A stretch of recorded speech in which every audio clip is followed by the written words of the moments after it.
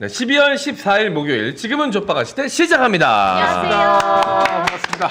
예. 네, 오늘도 2시간 늦은 생방송으로 여러분과 함께합니다. 사실은 네. 녹화를 하는데 라이브를 하듯이 이렇게 네. 하는 거 아니겠습니까? 네. 그 예전에는요, 지금이야 이제 조간신문만 있잖아요. 문화일보 빼고 대부분 다 이제 종합일간지, 중앙일간지는 조간에 이제 발행이 되는데 네. 옛날에는 석간이 많았어요. 조간반, 석간반 이랬어. 오. 동아일보, 중앙일보 등이 석간이었어요. 경향신문하고. 근데 예. 그러면 긴박한 뭐 새벽 사이 이슈 같은 거 못 다루는 거 아니에요? 그러면? 그때 오전에 벌어진 일들을 다루게 되지. 음. 그런데 점점 시내 교통체증이 심해지면서 마감 시간이 원래는 한 11시쯤이었는데 10시 반, 10시. 이렇게 점점 이 시간이 단축이 되는 거예요. 그래가지고 사실은 오전 뉴스를 제대로 다루지 못하지. 10시나 11시에 벌어진 일들은 그 석간신문에 다루지 못했다고. 그래서 네. 대부분 다 조간으로 갔는데, 근데 그래서 석간 기자들이 어떻게 했느냐. 그 늦은 뉴스를 그 내보내면 안 되잖아. 그래서 가급적이면 최신 뉴스를 또 다뤄야 되는 것이고, 어떻게 했느냐. 소설을 쓰는 거야, 소설을. 예측하는 거예요? 11시, 12시에 벌어질 일들을 미리 기사로 써가지고 진짜? 저 오후에 신문 받아보는 사람들이 이거 좀 빠른 뉴스구나 이렇게 느끼게끔. 그러다 보니까 소설을 쓰다 보니까 틀릴 때도 많이 있고 네. 엉뚱한 예측을 할 때도 있고 그런 경우가 많이 있습니다. 그래서 이제 마치 저희도 지금 방송 보시는 분들이 실시간으로 이 방송을 보듯이 네. 방송을 해야 한다. 네. 그래요. 여러분, 자, 실시간이라고 생각하시면 실시간입니다. 아이고 윤석열이가 퇴진했네. 네. 그랬어요. 예. 2시간 사이에 있었으면 하는 일. 희망 뉴스야. 희망 뉴스. 예. 네. 예. 감사합니다. 송소미 씨, 네. 송소미 씨 결혼한다는 소식을. 너무 좋은데요? 2시간 사이에 참 많은 일이. 당선 축하드리겠습니다. 바램 뉴스, 바램 뉴스. 너무 좋다. 예. 뭐 바라시는 거 있으세요? 네? 뭐 바라시는 거 없으세요? 제가 뭐 바라는 게 있겠습니까? 네. 옆에 송소희 씨 말고 다른 분이 왔으면 좋겠어요. 좀 기다리면 와요. 좀 기다리면 그러네. 2부에 다른 분들. 이따가 와요 또. 자, 농담이었습니다. 진짜 그래서 석간 신문 기자들은요, 이 굉장히 전망, 예측의 발견 사람들이야.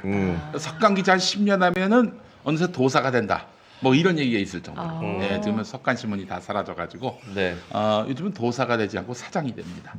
석간 신문, 문화일보 사회부장을 했던 박민희 지금 KBS 사장하고 있잖아요. 네. 그렇군요. 예. 네, 알겠습니다. 어쨌든 빠른 시일 내에 또 여러분들께 실시간으로 방송 전달해 드릴 수 있도록 저희가 이 노력을 할 테니까요. 조금만 기다려 주시고 네. 함께 해 주시면 감사하겠습니다. 늦게 올려도 기다렸다가 봤다고 하시는 분들이 댓글 많이 남겨주셨더라고요. 너무너무 감사했습니다. 네. 예. 자, 한 2시간 정도밖에 차이 나니까 거의 실시간 뉴스라고 보시면 됩니다. 생각하시면 될 것 같습니다. 그럼. 예. 네, 제가 이 녹화 생방 같은 녹화 진행하기 직전에 기사를 하나 보고 너무 화가 나가지고 네. 성으로 욕이 터져. 이경 대변인이 앞에서 해서는 안 될 소리를 막 뱉었어요. 다시 한번 사과의 말씀 좀 드립니다. 예, 부적절한 발언을 좀 많이 여성에게 네. 해서는 안 될 욕. 남자는 뭐 이렇게 구체적으로 얘기하세요. 근데 저도 네. 그러면 상욕은 약간 오랜만에 들어봐요. 저도 오랜만에 뱉어봤습니다. 진짜 향욕을. 오랜만에 들어봐요. 저도 모르게 튀어나왔어요, 진짜.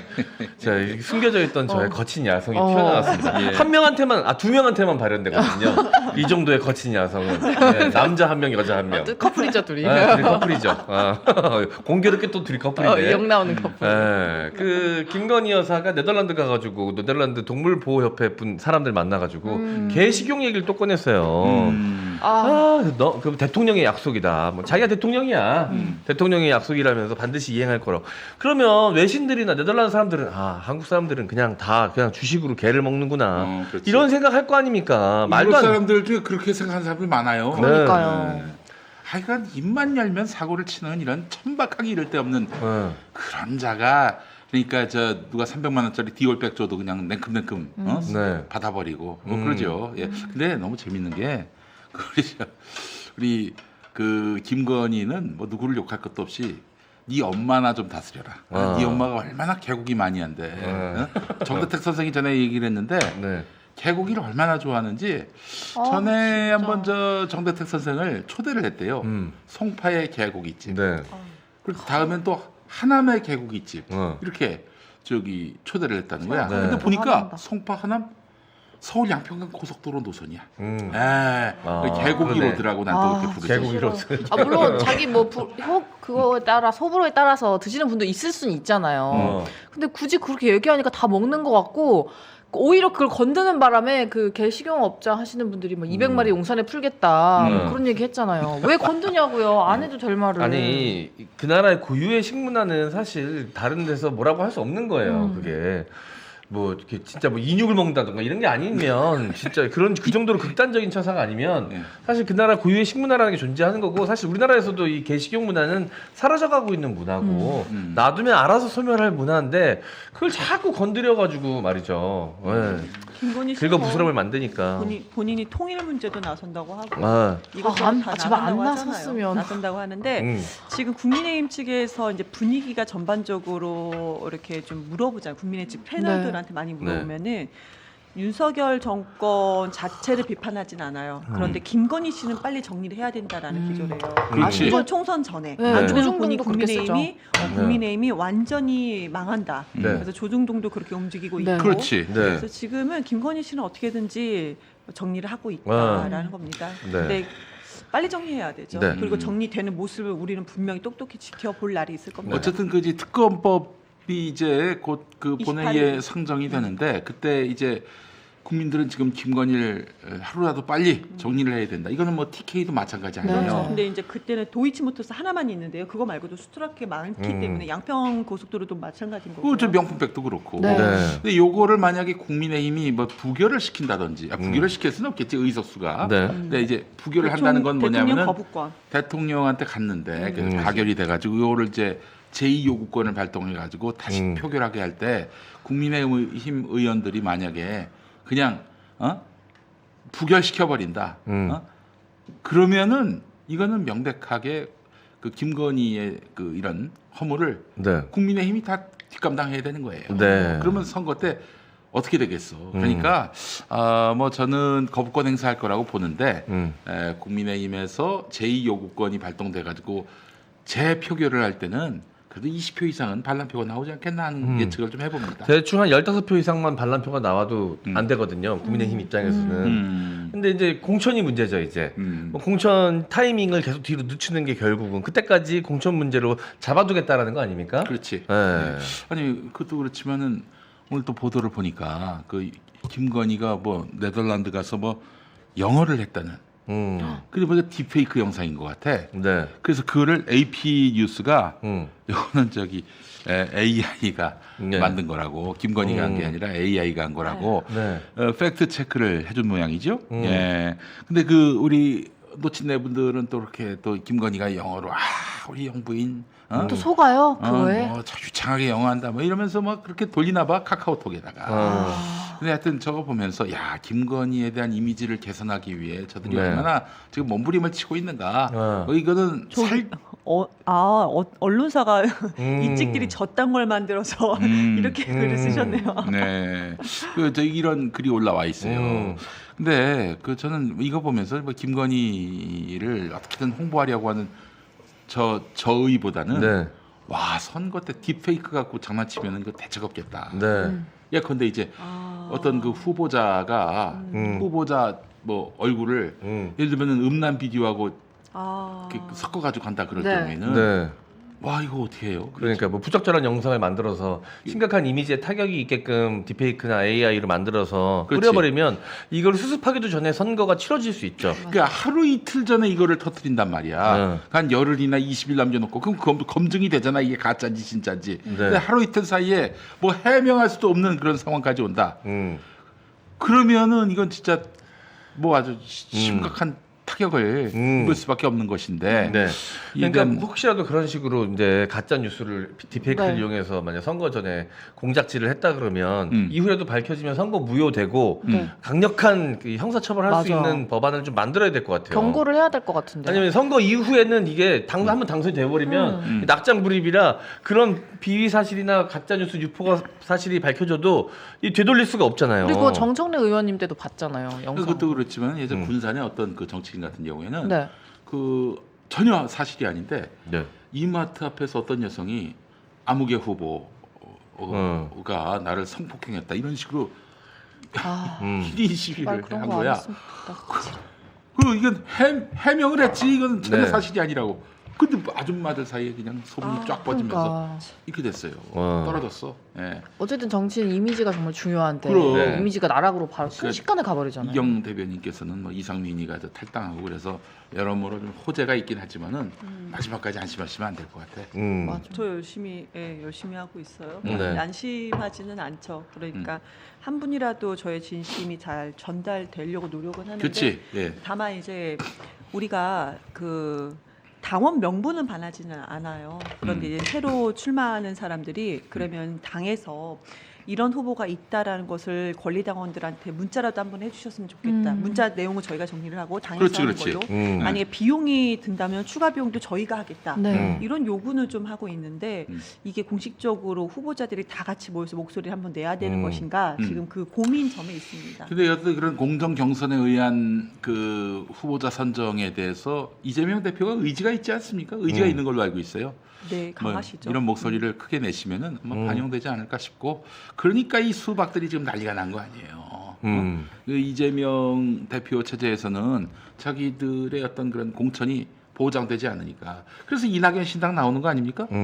이낙연 신당은 솔직히 저는 기자들이 이제 한 이틀 전, 3일 전까지만 해도 이제 문의를 했을 때 전화 네. 이제 취재를 하잖아요. 음. 그럴 리 없다. 음. 민주당 문재인 정부에서 총리를 했고 그리고 광역단체장으로 국회의원 당연한 거고 민주당에 패배했었지만 그리고 검찰 개혁을 잘 못했지만 그 당시에 그래도 민주당의 당대표였는데 명분이 없다. 그럴 일 없다. 그러니까 이낙연을 따르는 사람들의 어떤 이번 총선에서 그래도 좀 편하게 가기 위한 어떤 발판을 본인이 만들어주는 건 아니냐라고 얘기를 했는데요.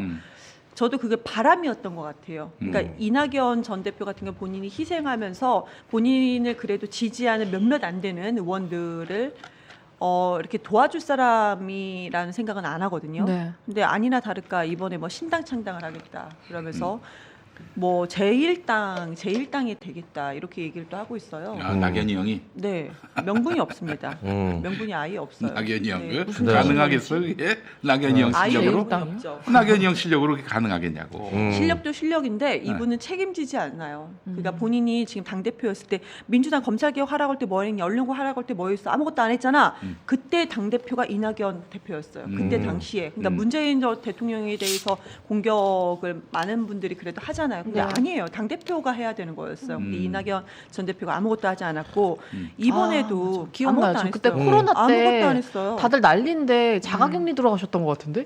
그쵸? 기억나요? 난 그래서 그 양반이 코로나가 지병인 줄 알았어. 다 난리와가지고 막 대통령님도 그렇고 그때 당시 엄청 만성질환인 줄 알았어, 힘들어하셨는데 자가격리도 콧배기도 안 보이셨잖아요. 두분 사이에서 못 있거든. 너무 웃겨. 아 진짜 만성 제가 코로나. 코로나 세 번 걸려봤잖아요. 코로나 콜렉터. 세 번 걸려봤는데 코로나 나름 준전문가입니다. 네. 돌연변이가 나오면 무조건 먼저 경험하시잖아요. 새거 나오면 무조건 신상 바로 달려가거든요. 신상 코로나. 얼리 코로나 사람이로서 코로나 이제 납득이 안 됩니다. 그렇게 굉장히 오랫동안 있지 않거든요. 중요한 말씀하셨는데 이낙연 대표가 당 대표한 지가 이제 6개월 정도밖에 안 되지 않았어요? 거의 6개월 네, 정도인데 그리고서 이제 선대위로 이끌었고요. 그 저기 이 양반이 왜 6개월밖에 안 했느냐? 응? 자기 대선 후보 되려고 대선 후보가 되려면은 그 1년 전에는 당 대표직을 그만둬야 돼요. 그냥 거쳐간 거네요. 아니 그걸 뻔히 알고 그 스케줄은 달라지지 않았는데 그걸 뻔히 알고 6개월 하려고 그걸 하신 거지 그 양반이. 그렇잖아요. 6개월 하려고 저 당 대표 된 거 아니야? 아니, 통상 2년을 해야 되는데. 네. 근데 이 양반은 자기 대선 후보 되려고 그냥 당 대표는 뭐 징검다리는 아니겠지. 이 자기 세를 확실하게 규합하기 위해서 당 대표를 잠깐 한 건데 네. 그거 외에는 관심이 없었던 거야. 그러니까 그 사이에 네. 민생은 엉망진창이 되고 뭐 그냥 개혁은 뭐 제자리 걸음을 하고 아니 거의 뒷걸음질했지. 그리고 무슨 일이 벌어졌습니까? 2021년 4월에 9일에 네. 서울시장, 부산시장 선거에서 아주 몰패를 냈잖아요. 네. 어? 아 이게 누구 책임이야? 누구 책임이야? 이낙연이지. 그래서 그 저기 대선 후보 토론회 때 물어봤다고 누군가가, 응? 이거 저기 당신 때문에 재보선 다 지고 그런 거 아니냐? 그때 뭐라고 했냐? 아 제가 그렇게 거창한 사람이 아닙니다. 대단한 사람이 아닙니다. 그랬나? 거창한인가 거창한이라는. 대단한인가? 하여튼 아니, 그 말은 좀 그렇게 말이겠지. 말인 예. 것 같은데. 네, 그런 그렇게 말을 얘기했어요. 했어요. 무책임한 거죠. 무책임한 거지. 아니 그런 사람이 그렇게 대단하지 않은 사람이 왜 대선 후보로 나와? 그 토론에도 네.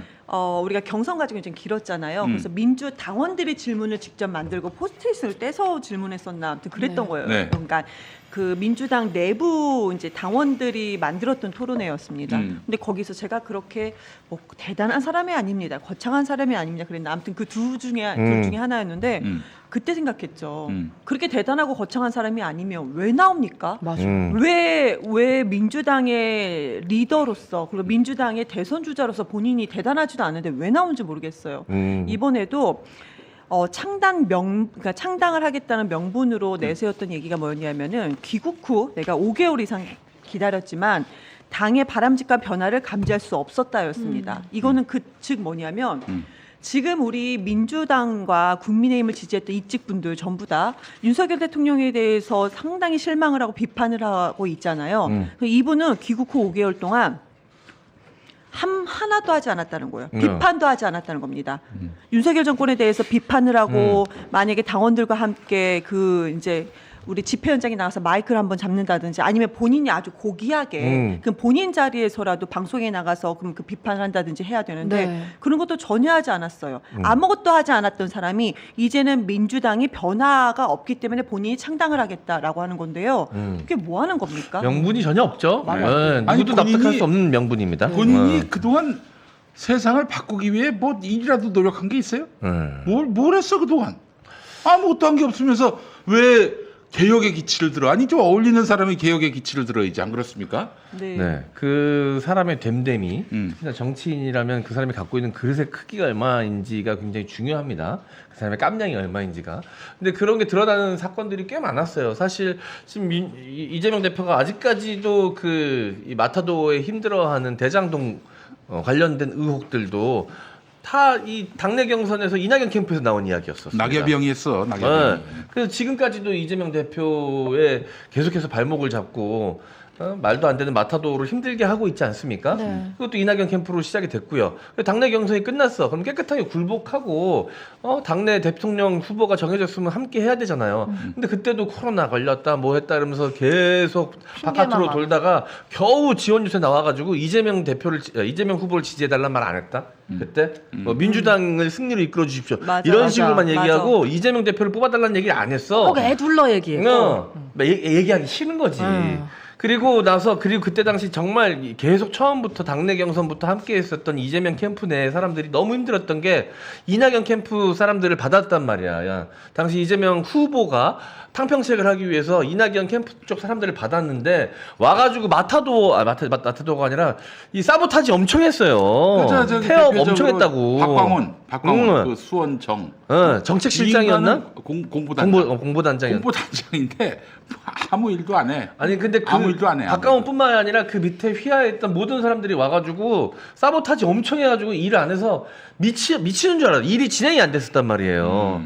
그래도 어쨌든 대선 이겨야 되니까 억지로 끌고 갔었던 거였는데 그리고 그때 당시에 이제 당내 경선 전에 매불쇼에 한번 나왔었을 거예요.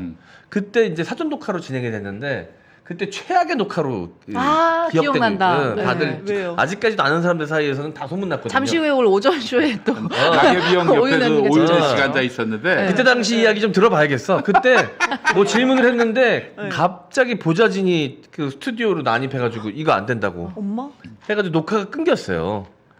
그리고 무슨 내내 질문이었는데? 네? 무슨 무슨 질문이었는지 저는 그때 현장에 없었으니까 모르는데 좀 불편한 질문이었나 어. 보죠. 예. 근데 그거를 좀 이렇게 정치인이라면 본인이 좀 불편한 질문 받을 수도 있는 거고 그러면 그거에 본인의 신념대로 대답을 하면 되는 거지. 녹화를 끊고 막 왜 그런 줄 아세요? 보좌진이라서. 내내 표정 계속 똥심 표정하고 예, 있고. 보좌진이 그 이낙연을 너무 존경해서 그런 게 아니라 어. 안 하면 그렇게 안 하면 나중에 어. 욕을 먹을 수 있기 좀 때문에 욕을 먹을 수 있기 때문에 그 어. 김모 목사라고 대형교회 목사가 있어. 네. 네. 막 그 새벽 예배한다고 들어가는데 MBC 취재진이 다가가니까 어. 그 옆에 그 김 목사를 그 비호하는 사람이 네. 가서 그 취재진을 때렸어요.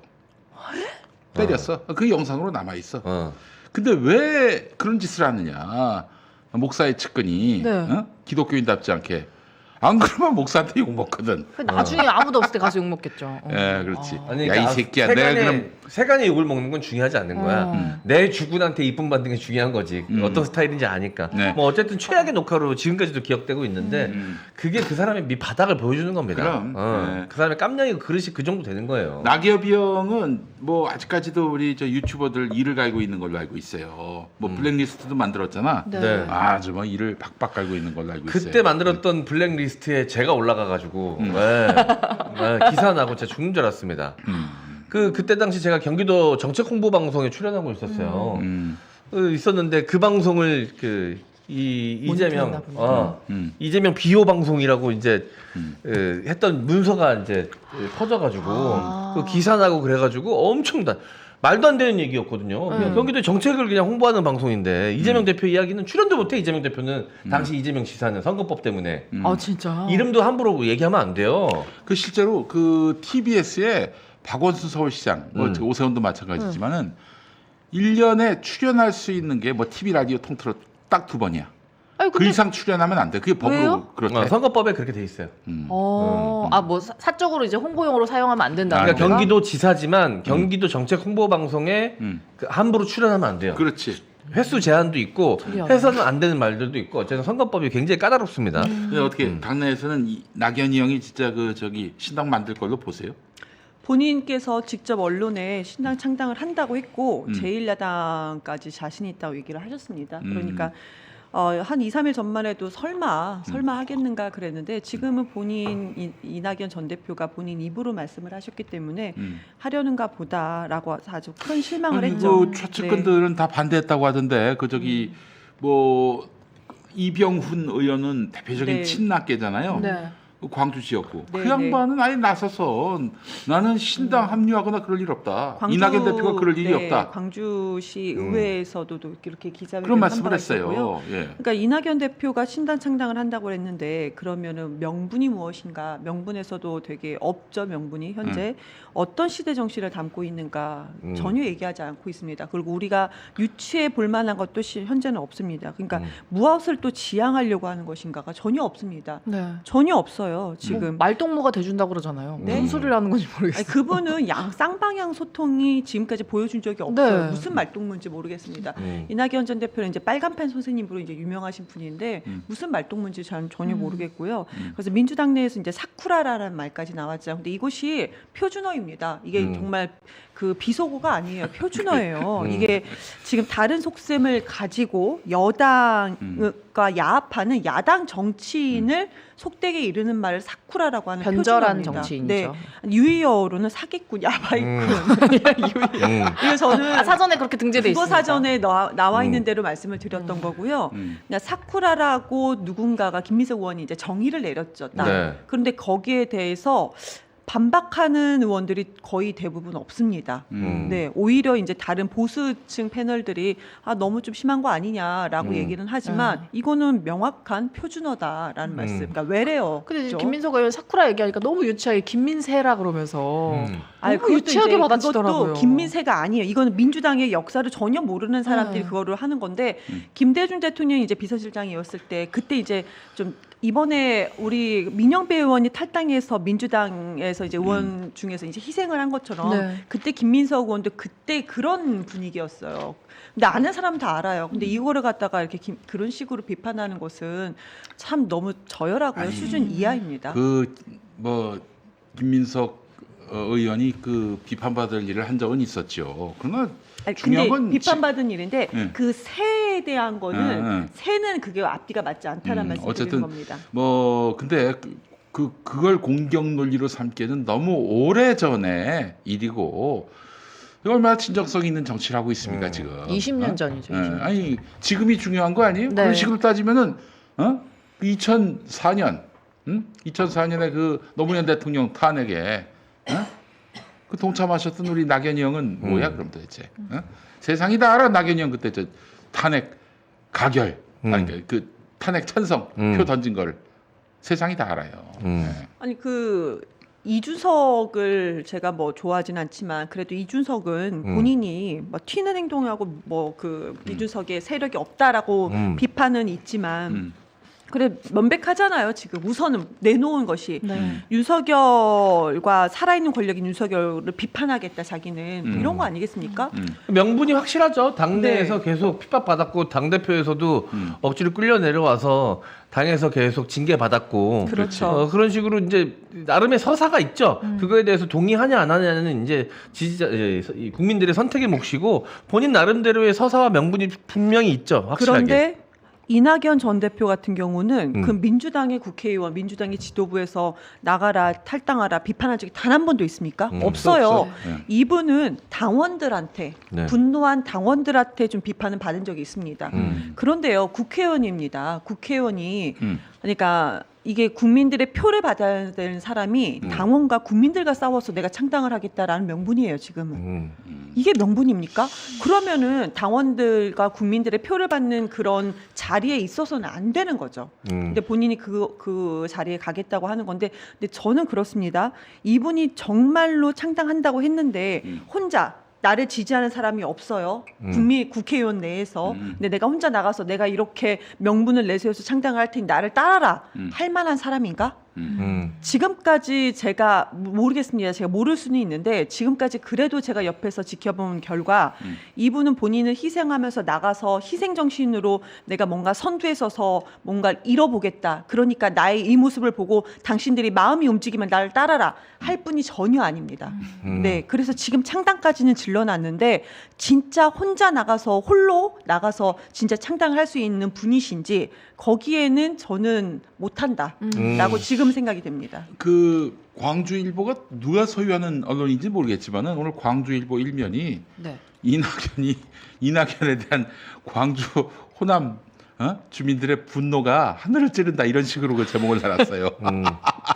아니 통상 그렇게 그 일면 타이틀로는 그게 안 달리잖아. 따옴표도 없어 따옴표도. 아 이게 웬일이겠습니까? 이게 무슨 일이겠어요? 그냥 지금 그 호남 지역에 정말 그 높은 정치 1번지를 할 수 있는 그 호남의 유권자들이 이미 이낙연에 대해서는 네. 이제는 평가가 끝났죠. 용도 폐기해야 한다 이런 데 뜻을 모신 거라고 저는 보거든요. 네. 하여튼 이낙연 형은 지금 왜 이런 착각을 하느냐? 레거시 미디어만 봐서 그래요. 레거시 미디어만. 당원들의 그 의향과 의중에 대해서는 관심도 없고 레거시에서 이재명 반대만 하면 띄워주니까 키워주니까 미화해주니까 그러니까 지가 잘난 줄 알아요. 네. 아 내가 이재명하고 그래도 1, 2위 경쟁을 벌였으니까 다음 대안은 나겠지. 또 이렇게 착각에 빠지고 왜냐 엘리트 의식. 엘리트 의식이 사람 망가뜨리는데 아주 정말 특효약입니다. 예. 네. 내가 이재명만 못한 게 보이냐? 근데 이재명 얼마나 구린데가 많냐? 그 민주당은 이대로 미래가 없다. 레거시 미디어가 날 밀어주고 있다. 그러니 다음은 나다. 이렇게 생각하고 있는 거예요. 근데 전 궁금해요. 그럼 본인의 미래가 무엇이라고 얘기할 것인가? 이낙연 전 대표가 미래가 뭐가 있죠? 전혀 없습니다. 보이지 않아요. 비전도 없죠. 미래도 없고. 내가 이런 거야. 엘리트들은 이런 사고를 한다. 내가 광역단체장도 했고, 국무총리도 했고, 여당 대표도 했는데 다음은 대통령 아니야? 이렇게 생각한다고.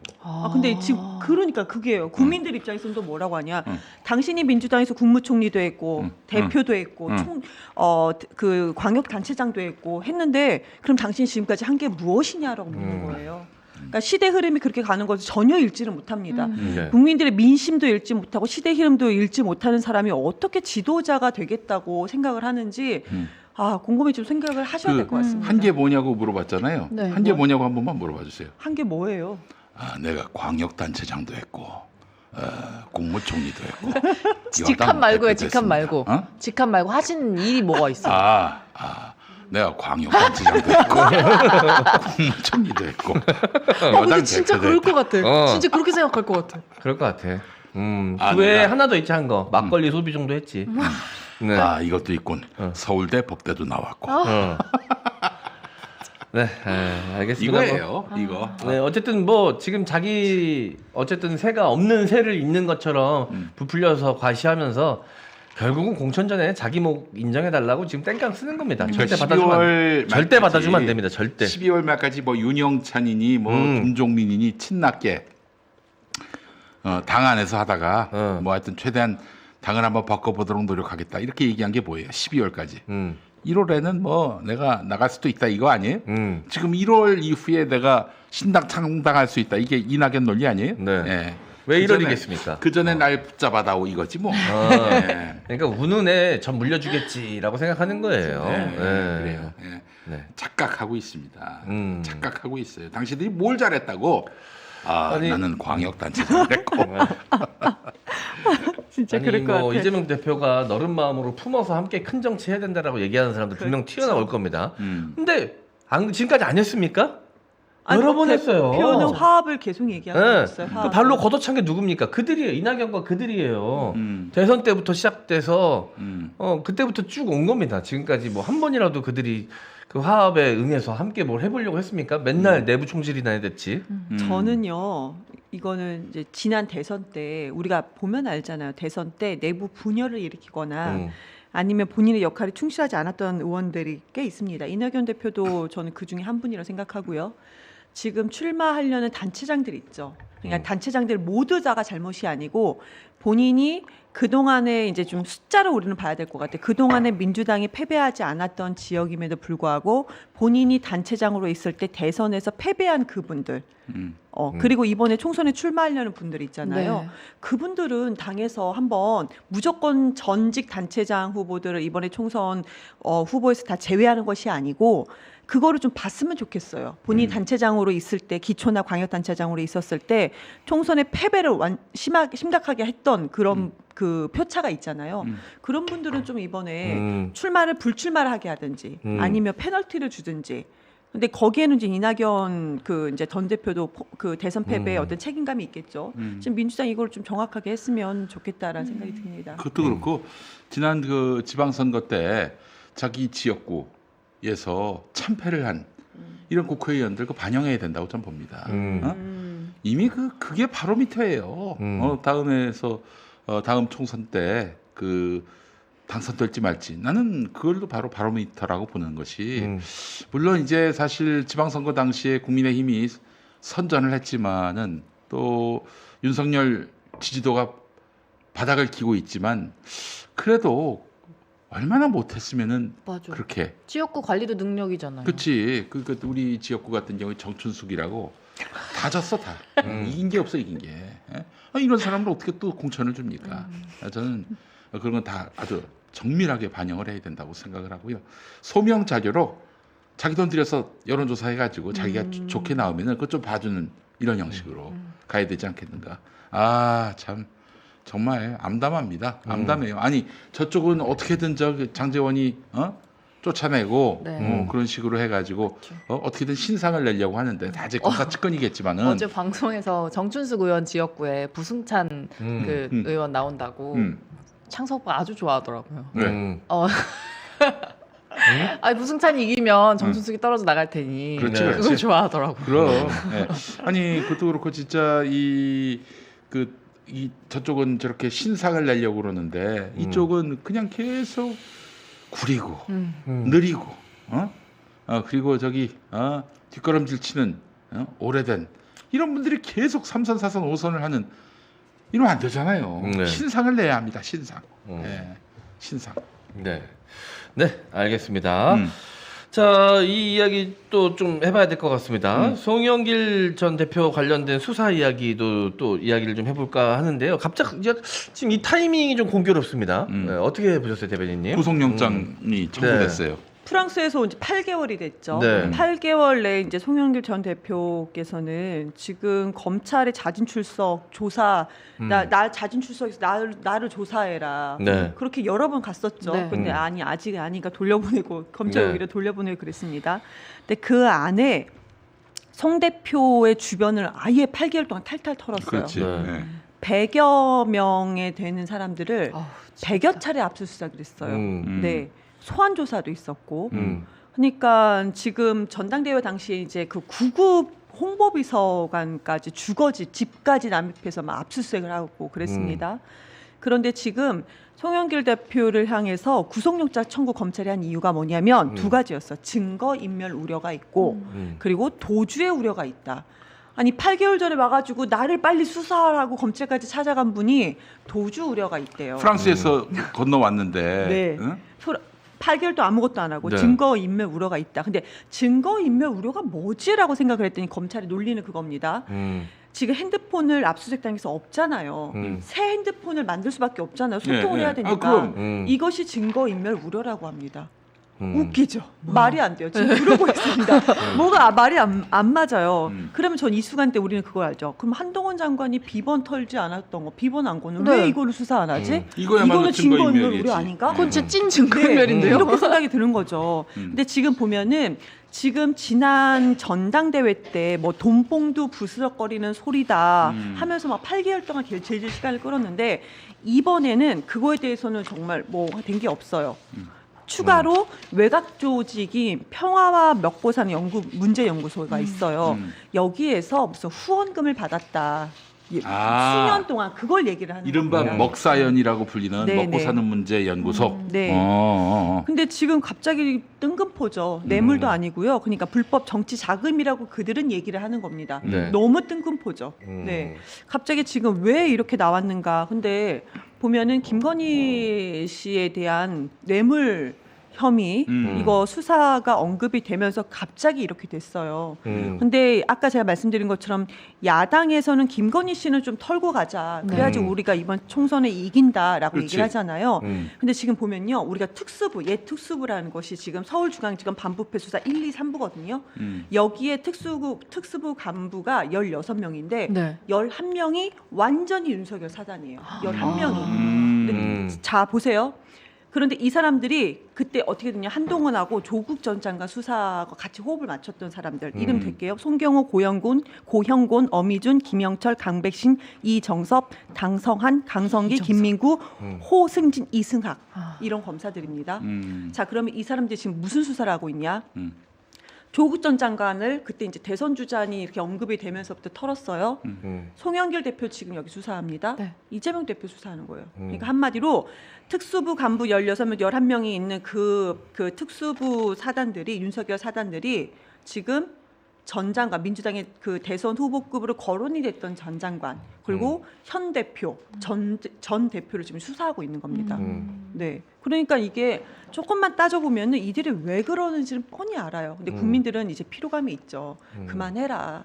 이재명 대표도 2년 넘게 털었는데 뭐 있었냐. 송영길 대표 8개월 동안 기다린 사람이 이제 와서 털고 있냐. 근데 왜 시기가 왜 김건희가 뜨고 나서 송영길을 이제 턴다고 하는 거냐. 그만해라. 필요하다. 이러고 있는 상황이라고 생각합니다. 네, 알겠습니다. 자, 그리고 김영환 충북도지사 이야기도 좀 해보려고 하는데요.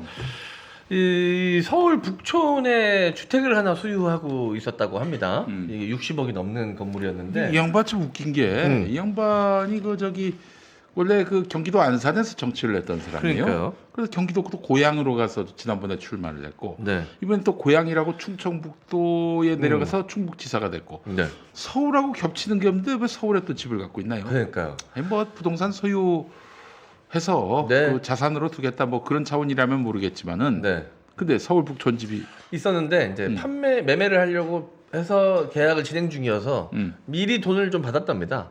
그래서 그 돈 받은 돈은 계약이 체결될 거라 생각하고 그 돈을 자기 개인 채무를 갚는데 썼대요. 근데 이제 이 주택 계약이 체결이 안 된 거예요. 중간에 이제 어그러진 거죠. 네. 그러니까 원래 돈을 준 사람한테 다시 돈을 돌려줘야 되는 상황인데 이미 돈을 다 그 자기 개인 채무를 썼기 때문에 급하게 돈을 줘야 되는데 돈이 없는 거지. 그래서 가등기를 하고 다른 어떤 업체에게 법인 업체에게 그 건물을 팔았다는 거예요. 근데 봤더니 그 업체가 충북도와 관련된 일을 하고 있는 유명 업체였어요. 아이고. 거기서 30억을 받아가지고 썼습니다. 근데 폐기물 업체. 가등기를 해줬다고 해요. 그러니까 집을 만약에 대가로 준 거면 상관없지. 네. 집을 판 거니까. 근데 그 업체 집을 팔아도 좀 문제가 되긴 합니다. 어쨌든 특수 이해관계가 있으니까. 근데 가등기를 해줬다는 얘기는 이제 집을 지러 팔았다는 얘기인데 가등기 된 상황이 없어요. 아 그래요? 네. 확인이 안 돼요? 돈만 받은 겁니다. 그러니까 지금 상황만 봤을 때는 이미 돈만 받은 걸로 된 거죠. 그럼 뇌물 아니에요? 그죠? 뇌물 의혹이 있는 거죠. 뇌물 수수 의혹이 있는 거죠. 그래서 아니 가등기가 없으면은 차용증 없이 돈 빌려준 거나 뭐가 30억 달라요? 원을? 네. 말이 안 되죠. 게다가 그 업체가 이제 충북도 관련된 일을 맡아서 폐기물 하고 업체. 폐기물 업체니까 이게 분명히 관계가 있는 이해 충돌이 있을 수 있는 관계에 있는 업체로부터 돈을 받은 것이죠. 그러니까 아예 그 사람 사장이 만약 김 씨라면 김 사장 앞으로 우리 충북하고도 거래를 해야지 계속 계속 거래를 하는데 근데 말이야 내가 조금 좀 어려운 사정이 있어 조금 더 도와주면은 우리가 더욱 돈독한 관계를 유지할 수 그렇게도 있지 얘기 안 않겠어? 하고 이렇게 하겠지. 급전이 필요한데 어디 돈 융통할 데가 없나 이제 이러면 또 혹은 뭐 어디 전화가 오지도 않았는데 뭐 30억 내가 30억이 어딨어? 갚아야 된다고? 반드시 갚아야 된다고? 그러면 또 업체 관계자 와 있다가 하고 전화를 그럼 끊고 이제 자불안석. 죄송합니다. 제가 좀 이런 모습을 보여드려 죄송합니다. 그러면 어떻게 나오겠어요 저쪽에서?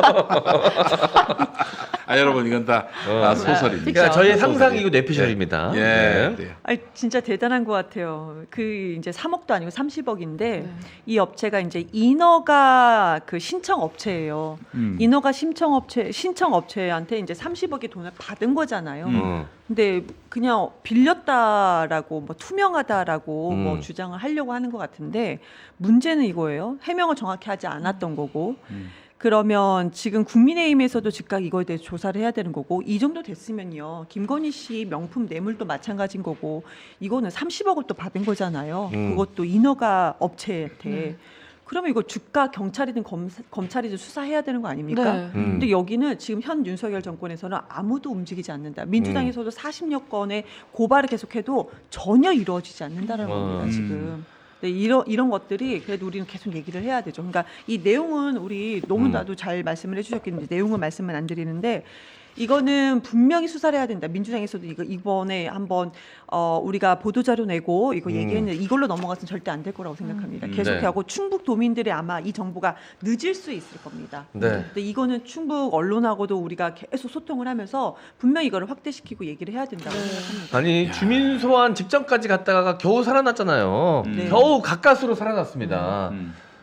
창피한 줄을 알아야지. 전혀 이게 단체장도 그러고 국회의원도 그러고요. 이번에 왜 시민들 그 이제 예비 후보 대상자 18명이 우리가 이제 그 기자회견을 했었는데 이게 지금 국민 소환제, 국회의원들 그냥 선출직 다 포함해서 국회의원 선출직 모두 포함해서 국민 소환할 수 있는 시스템을 좀 우리가 강화해야 된다라고 얘기하거든요. 국민 소환제가 지금 보시면은 다 서류로 일일이 다 그 인증받은 서류에다가 거기다 도장 직접 찾아가서 하고 그래야 되잖아요. 우리가 IT 강국 아닙니까? 근데 그렇게 하고 있어요. 그러니까 이게 잘 참여가 안 되는 거죠. 그러니까 국민들이 무서운 거를 모르고 있습니다. 우리가 분명히 국민 소환제를 더 강화해서 이런 일이 절대로 있어서는 안 되는 대한민국을 만들어야 됩니다. 야, 참. 아니 김영환은 민주당에서 솔직히 맛이 간 사람이어서 놓아준 사람 아닙니까? 야, 잘도 활용해 먹네. 재활용 참 잘해 먹네. 윤석열 김건희 씨 그거 사진전 했다가 지역 주민들한테 비판받아서 그 내렸어요. 충북 독천에서 사진전 하려고 했었잖아요. 지난 대선 때 그 김영환이가 뭐 어떤 선거 운동하고 다니는 줄 아세요? 어떤 거였습니까? 그 어젯밤에 잠을 자는데 김대중 대통령이 꿈에 나왔다. 그 사람이 DJ 때 네, 맞아요. 과학기술부 장관도 하고 그랬잖아요. 그 윤석열 지지하기로 했다고 하니까 아주 잘했다라고 김대중 대통령께서 나한테 그렇게 정신 나간 자기 꿈 얘기를 얘기한다고? 아니 그러니까 어떤 DJ를 엮을 수 없으니까 꿈에서 DJ가 나왔다 이런 걸로 엮었던 인간이지. 진짜 아니. 간신이네 간신. 자기 관할 지역에 산불 났는데 술 처먹으러 간다는 거 자체가 제정신이 아니죠 일단. 그렇지. 제정신이 참 아니에요. 전례가 민주당에서 많네요. 버린 카드인데 그 카드 잘 주워다가 음. 재활용하고 있는 국민의힘입니다. 예, 큰 코 다칠 겁니다 이제. 네. 예. 내년 충북도 선거 민주당 걱정 안 해도 된다는 입장입니다. 네. 그런 의미에서 저 이인영 의원 저 충주 저 좀 충- 가시라고 얘기해 주세요. 충주 좀. 어, 충주. 그래요. 고향으로 돌아갈 때가 됐어요. 네. 이제. 응? 뭐 많이 하셨잖아요. 이제는 좀 멋진 모습 좀 보여주세요. 꿀 네. 떨어지는 구로는 이제 좀 후배한테 네. 맡기고 본인은 이제 충주 가서 충주가 민주당 되기 어려운 곳이거든. 네, 그러니까. 어려워요. 근데 거의 대권 주자급 이인영이 가면은 밀어주지. 선당 후사 하시는 모습을 한 번이라도 그래. 봤으면 좋겠네. 네, 그렇습니다. 저쪽은 윤석열이가 그 현 지역구를 포기하라고 하는데 우리는 당원들이 현 지역구 포기하라고 압박을 넣어야 됩니다. 이게 민주공당인 거예요. 네. 사당이 아니라. 그렇습니다. 예. 네. 자, 알겠습니다. 자, 그럼 광고 갔다가 미디어 실업으로 넘어가도록 하겠습니다. 네, 네. 저는 우리 여기서 이경 인사할까요? 대변인님 너무 수고 자, 많이 하셨습니다. 너무 수고 많으셨습니다. 감사합니다. 네, 감사합니다. 고맙습니다. 네.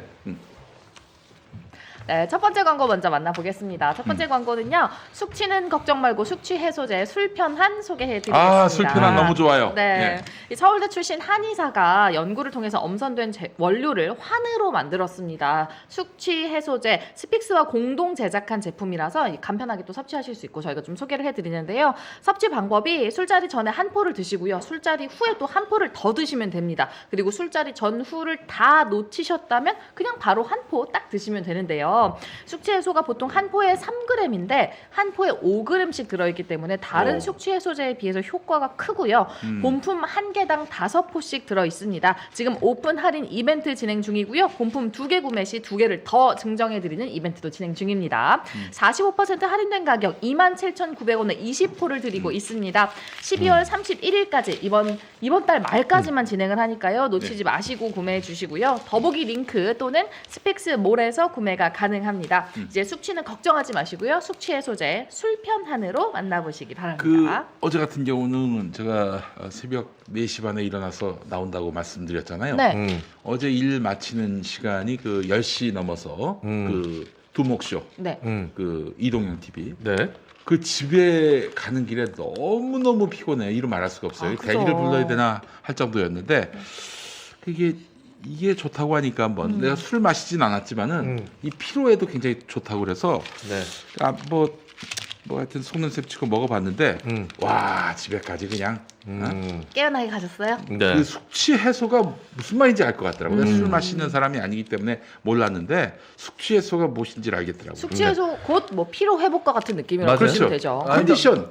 어쨌든 그 숙취도 그렇고 이렇게 일반적인 피로도 그렇고 사실 간 관련 이슈이기 때문에 네. 간에 이제 좋은 작용을 하는 제품을 드시면 전체적으로 도움을 받으실 수가 있죠. 맞아요. 근데 콜라에 드시지 마세요. 그건 안 되죠. 물에 드세요. 제발 좀. 분명히 나고 있어 지금. 물이 없어요? 물이 없어요? 아, 이런. 치매 드세요. 치매. 아유 이걸 삼구나. 저는 사실 숙취 해소제 중에서 이런 환 제품을 정말 좋아하는 게 네. 가루 형식으로 된 경우도 있잖아요. 전 그거 못 먹겠더라고요. 혀에 붙으면 그 맛이 느껴지니까 못 네. 먹겠더라고요. 근데 환 제품은 맛이 사실 확 느껴지지 않기 때문에 편하게 먹기 좋고 그다음에 목 넘김도 알이 작기 때문에 또 편하거든요. 네. 그래서 또 추천을 드립니다. 술 편한, 술술 편하게. 자, 여러분 많은 이용 부탁드리겠습니다. 술편한이었습니다. 네 정말 좋은 숙취 해소제 대한민국 최고예요 최고. 여러분 많이 사랑해 주시기 바랍니다. 네. 네. 네, 다음 광고는 마이보험 체크입니다. 나의 보험 상태를 객관적으로 체크해서 공정한 평가와 합리적 대안을 제시하는 마이보험 체크. 자, 마이보험 체크는요. 종신보험 등 장기보험의 월 평균 보험료가 5만 원 미만이거든요. 소비자에게 가장 합리적인 상품을 판매해 오기 때문입니다. 상담 대비 계약 체결률이 평균 25%밖에 되지 않는데 체결률이 낮은 이유가 상담 후에 소비자에게 부담을 주지 않기 때문입니다. 그냥 무료 상담 편안하게 하시고요. 상담 후에 귀찮게 연락드리지 않습니다. 상담은 마이보험 체크가, 결정은 여러분이 하시면 됩니다. 암보험 등의 진단비 보험, 건강보험, 어린이보험, 치아보험, 운전자보험 등 단일보험 상품도 최적의 조건을 찾아 가입할 수 있게 도와드립니다. 자, 나와 가족을 위한 가장 특별한 선물, 마음이 든든해지는 보험으로 준비하시기 바랍니다. 마이보험 체크는 생명보험협회와 손해보험협회에 등록된 보험대리점 소속입니다. 홈페이지는 한글로 마이보험체크.com, 전화는 1800-7917입니다. 네, 그래요. 네, 자 여러분 마이보험 체크 통해서 내 보험 제대로 된 조건으로 가입이 되어 있는지 한번 점검해 보시고 네. 혹시 문제가 있다면 리모델링 해보시는 것도 좋을 것 같아요. 맞아. 이게 잘못 가입된 보험은 계속 부으면 부을수록 소재가 커지는 거거든요. 그렇지. 새해 또 막 갱신하고 막 많이들 하시잖아요. 네. 그때 또 미리 한번 점검하시고 하길 좀 추천을 드릴게요. 아니 사실은 이런 그 상담 그 사업 같은 경우에는 네. 이거는 사실 신뢰가 생명이거든요. 네. 신뢰가 브랜드입니다. 예, 신뢰가 자산이고 우리 마이보험 체크 정말 막걸리 아저씨로 알고 있는데 정말 믿어도 되는 의리가 있는 사람에 대한 기본적인 예의가 있는 분이에요. 예, 여러분 믿고 한번 전화하시면 좋겠습니다. 1800-7917 예, 많은 사랑 바랍니다. 네. 저 79가 친구예요, 친구. 아, 네. 친구 17. 17은 뭐지? 박지희 씨 말로는 한번 치고 있지. 응? 치고 친구 있지. 있지? 친구와 한번 네, 손바닥을 산삼순대. 마주친다. 아. 네. 치고 있지, 치고 있지. 아, 음. 친구랑 손가락 치고 있지. 그렇죠. 네. 마이보험 체크 7917 연락 주시기 바랍니다. 1800-7917 예. 자, 다음 광고입니다. 산삼순백 소개해 드립니다. 산삼의 본향, 함양, 지리산 자락 800고지에서 농약 한 방울, 비료 한 톨 없이 오로지 자연의 힘으로만 자란 야생삼입니다. 7년근 뿌리, 잎, 열매를 이 한 뿌리 한 병에 다 담았습니다, 여러분. 오. 자, 지금 산삼순백 많은 분들이 이미 알고 계시겠지만 어떻게 만들어지는지는 모르시는 분들이 있거든요. 그래서 영상으로 준비했습니다. 영상 한번 만나보고 오시죠. 약초의 고장이자 산삼의 본향인 함양 지리산 자락 800고지. 게르마늄이 풍부한 땅에 씨를 뿌리고 농약 한 방울, 비료 한 톨 없이 추운 계절, 더운 계절 견디며 7년을 기다립니다. 산삼 순백. 5,000개 이상의 구매 후기와 만점에 가까운 평점. 13년 외길 산양산삼 추출 기술로 햇섭보다 더 좋은 스마트 햇섭 시설에서 아무도 모방할 수 없을 만큼 압도적 품질로 만든 지리산 산양산삼 추출액 순 100%. 산삼 순백. 마셔보시면 바로 압니다. 귀한 분께 잊지 못할 선물을 해보세요. 네, 여러분 드셔보시면 압니다. 산삼순백. 일단 뭐 유사품도 많고요. 많은 분들이 뭐 산삼 관련 제품들 드셔보셨겠지만 산삼순백 같은 제품 저는 한 번도 못 먹어봤거든요. 이건 일단 먹어보면 맛이 다르다는 걸 알 수가 있습니다. 색깔도 너무 진하고요. 자, 한 뿌리가 그대로 한 병 안에 쏙 들어있다는 걸 아실 수가 있어요. 자, 따기도 너무 편하죠. 저 빨간 색깔 따개가 같이 들어있습니다. 네. 자, 한번 드셔보시겠어요? 네. 산삼순백은요, 한 뿌리가 그대로 들어있기 때문에 일단 드시는 순간 몸에 혈액순환이 되는 걸 느낄 수가 있습니다. 몸이 약간 뜨끈뜨끈해지는 느낌이 있거든요. 와. 네. 한 방울도 놓칠 수 없어. 아, 이게 한 뿌리라고. 네. 아, 좋네. 한 뿌리를 지금 다 드신 거예요. 또 밑에 부분에 이제 침전물 남지 않도록 열심히 흔들어가지고 바닥에 있는 여기다 것까지. 콜라를 넣어가지고 한번 흔들어서. 네, 저는 근데 이 남은 거에다가 물 넣고 흔들면 색이 또 우러나더라고요. 아, 그것도 그래요? 이 남은 것까지 오. 아깝기 때문에 그래요. 그럼 꼭 챙겨서 다 드시고요. 아니, 뭐, 물을 안 돼, 콜라는 안 돼. 아니 우리 저 아내하고 똑같네. 안 돼. 이런 네. 거. 어? 아, 강아지한테 하지마, 버릇이 하지마 들어가지고. 기다려, 하지마. 그러는 거 강아지한테. 아니야, 하지마. 네. 산삼순백. 저는 이거 오늘 아침에도 구매했거든요. 산삼순백이요? 저희 아버지한테 이게 이혼 가정은 돈이 너무 많이 들어요. 효자야, 효자. 왜요? 이거 원 플러스 원인데 왜요? 아니 같이 계시면 원 플러스 원으로 하나 보내면 나눠 드실 거 아니야. 네. 따로 계시니까 따로 보내야 돼. 너무 짜증 납니다. 이 예. 결손 가정의 폐해가 너무 이거 자녀들이 피해를 봐요. 웬만하면 그냥 같이 살아요 좀. 나이 먹고 뭐 이것저것 따져 그냥 같이 살지 그냥 같이만 살아. 불편해 죽겠어. 명절에도 두 군데 나가야 되고 산삼순백도 각자 보내야 되고. 너무 짜증 나요. 이거 근데 원 플러스 원인데 따로따로 한 박스씩 보낼 수 있는 거 아세요? 그래요? 이상했네. 어쨌든 이미 보냈습니다. 네. 그래서 엄마한테 좋아하시겠다. 그 원 플러스 원 보냈고요. 네. 아버지한테 원 플러스 원 보냈고. 아니 한 집에 사시면서 방마다 도어락을 달면 안 될까? 그렇게 해서 아 마치 두 집인 것처럼. 두 집인 네. 거죠. 아. 뭐 스킨십 하래? 그냥 같이만 살아. 불편하니까. 아 진짜. 자, 원 플러스 원에 게다가 산산수백 엄마하고 아빠한테 보내면서 알았어. 아. 16년 이혼하신 지 16년 됐는데 전화번호 뒷자리가 엄마 아빠랑 똑같더라고. 역시 연결된 끈이 있어요. 산산수백당에 알겠어. 인지를 못하고 맨날 그 단축번호로 하고 카톡만 보내니까 모르다가 산산수백 보낼 때 전화번호를 적어야 되잖아. 아, 그렇지, 보니까 엄마랑 아빠가 아직 연결돼 계셔요. 이혼하신 지가 25년이 됐는데 아, 뒷번호가 진짜요? 똑같더라고. 아니, 어쨌든 그래서 그 두 엄마하고 분은 그래도 연락은 하시죠? 안 하죠? 아예 안 하세요. 네. 안 하죠. 여기 연결고리는 여기 있죠. 아 죽겠습니다. 나 아주 그냥 나이 먹을수록 불편해 죽겠어요. 아주. 아니 그 저기 뭐 이런 질문을 드리는 게 예의는 아닌 것 같은데 그 궁금해서 우리 MC 장원이 결혼한다 그러면 두 분 다 오셔야죠. 그게 지금 그게 오셔야죠. 이게 이슈인 게 동생이 결혼할 때는 어머니만 참석하셨거든요. 아버지가 참 못 오셨어요. 어머니의 반대로. 그 결혼식 두 번 하면 안 될까? 응? 아, 엄마 모시고 아빠 모시고 엄마 오실 때. 남의 남의 결혼한다고 아 죄송합니다. 죄송합니다. 예. 목사가 지금 저 하시네 저게. 저 지금 짜증 나거든요.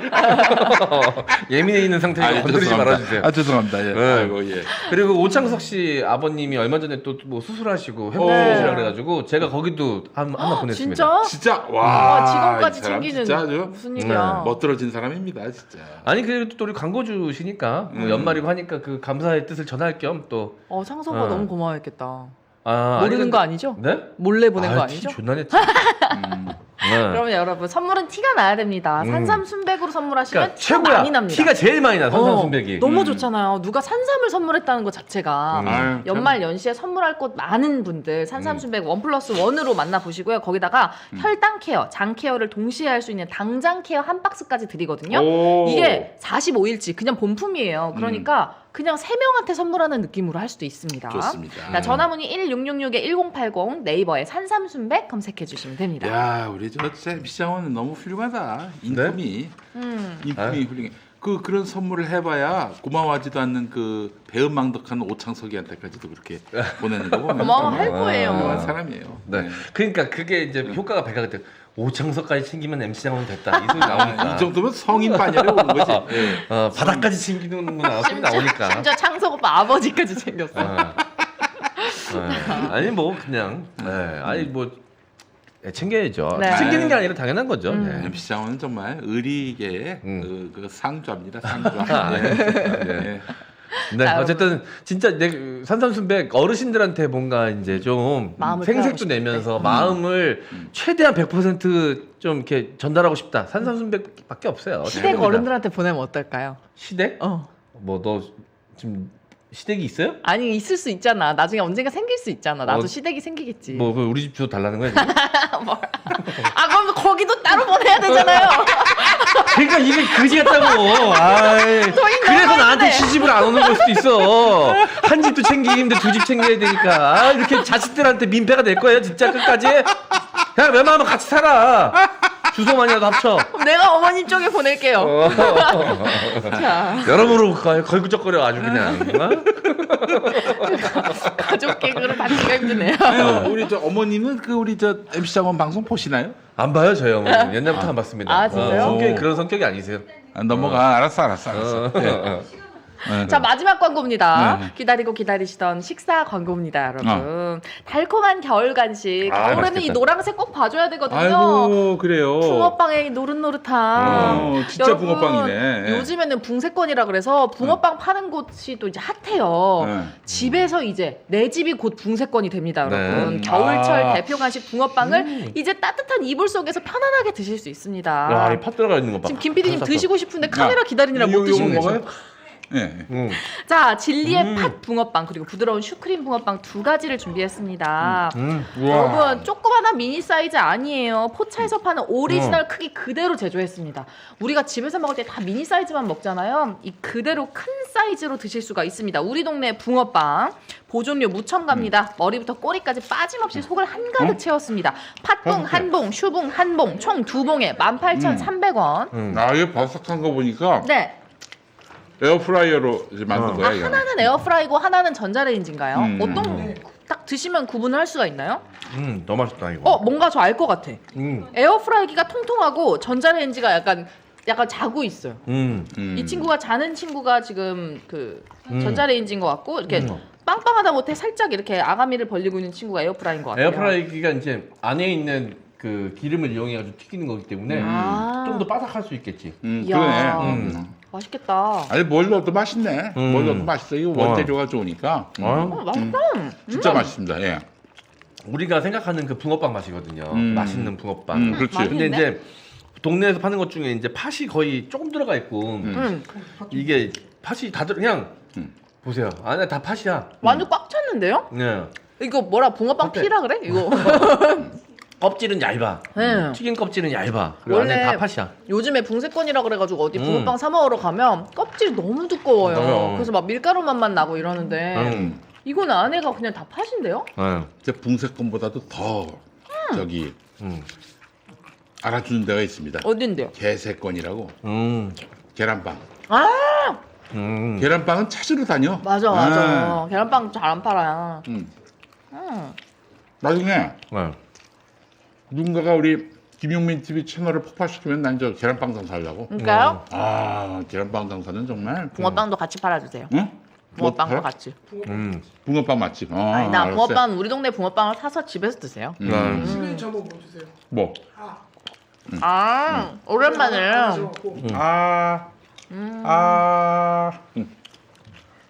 근데 에어프라이기로 하니까 확실히 기름진 느낌도 없고 되게 좋다. 네. 바삭바삭하고. 이거 진짜 밖에서 정말 잘 만들었어. 네. 잘 만들었어. 아니 기가 꼬리까지 팥이 가득 들어 있어요. 맛있다. 아 좋아요. 정말 잘 만들었습니다. 보통 꼬리는 그냥 밀가루잖아요. 근데 얘는 꼬리까지 가득 들었네.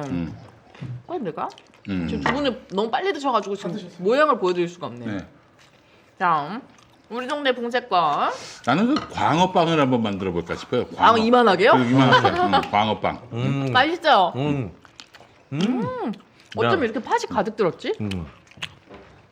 아 진짜 추억의 맛 진짜. 아, 진짜 겨울에만 먹을 수 있는 붕어빵. 사실 붕어빵 먹으려고 겨울 기다리고 막 이러거든요. 아 그래요?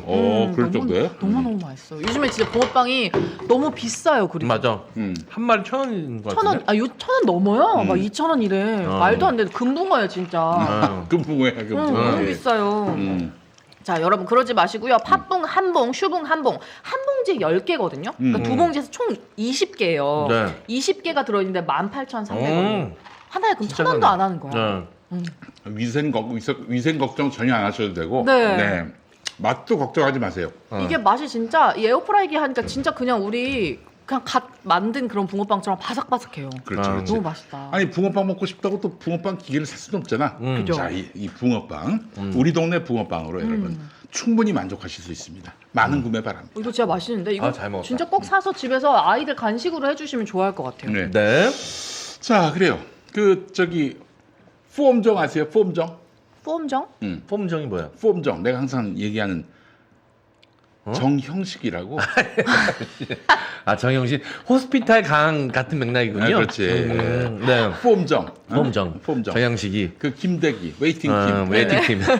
저기 폼정이 누구냐면은 이재용 무죄 그리고 한명숙 유죄 이 판결을 내렸던 분입니다. 한명숙 유죄 같은 경우에 그 한명숙한테 뇌물 줬다는 사람이 1심 법원에서 그 뻥이었다. 검찰이 압박을 넣어가지고 내가 그냥 거짓말한 거다라고 얘기를 해서 1심에서 한명숙 무죄가 났는데 네. 2심에서 이 폼정이 산사였는데 이 사람 검찰에서는 뇌물 줬다고 진술했기 때문에 그게 진실이야. 땅땅땅. 한명숙 무죄. 이렇게 판결을 하셨던 분이에요. 네. 근데 이분이 윤석열에 의해서 헌법재판관 후보가 됐다? 이게 말이 됩니까? 자, 오늘 그거를 다뤘습니다. 미디어 실업 함께 하시죠.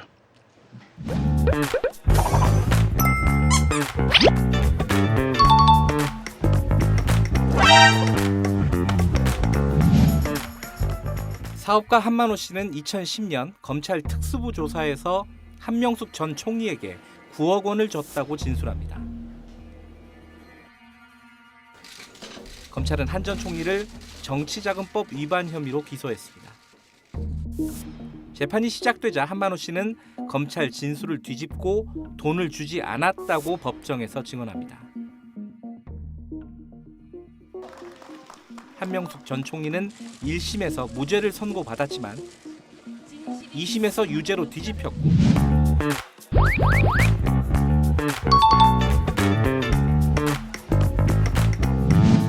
윤석열 대통령이 정영식 대전고등법원장을 신임 헌법재판관 후보자로 지명했습니다. 헌법재판관으로서 지녀야 할 자질과 덕목, 또 법조계의 신망을 두루 갖추고 있어서 더 없는 적임자라고 판단됩니다.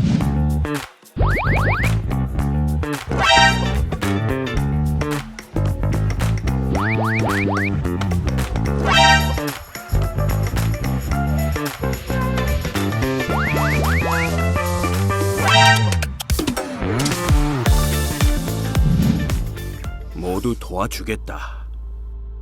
총리님 유죄만 나오면 재기할 수 있게, 회사 찾을 수 있게, 증언 이후 며칠 안으로 출소할 수 있게, 출소 이후라도 다른 건으로 기소 안 되게, 사업에 재기에 전념할 수 있게 개인적으로도 돕겠다. 단 총리님 유죄 나와야 한다. 무죄 나오면 형 더 살아야 한다. 검찰은 당시 통영교도소에 있던 한 씨를 서울구치소로 이감시킨 뒤 약 70차례 조사했지만 조서는 5차례만 작성했습니다. 매주 불러서 테스트하고 변호인 답변 피해가는 방법을 교육하더니 아예 검찰 진술 조서도 제공해주고 구치소에서도 공부하라 하며 조서의 답변 내용을 매주 불러서 시험 본다 하며 테스트했다.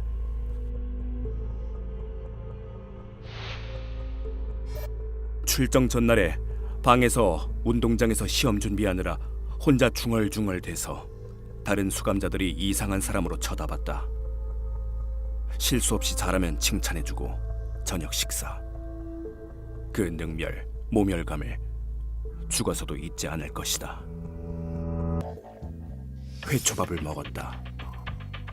무고한 총리님의 살점을 발라먹고 있다는 생각으로 복통 설사로 무척 고생했다. 결국 한만호는 재판정에서 진술을 뒤집겠다는 결심에 이르게 된다.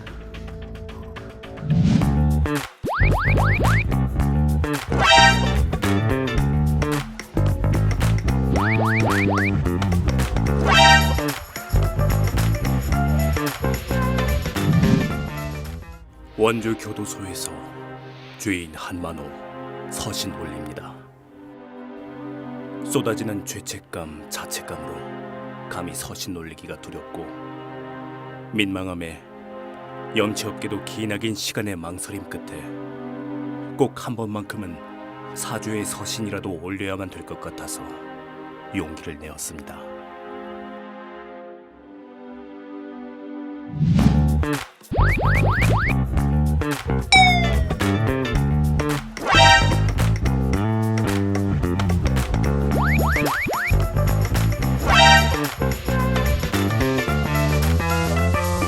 한 전 총리에게 유죄를 선고한 2심에서는 판결문 어디에도 비망록의 신빙성을 판단한 대목이 나오지 않습니다.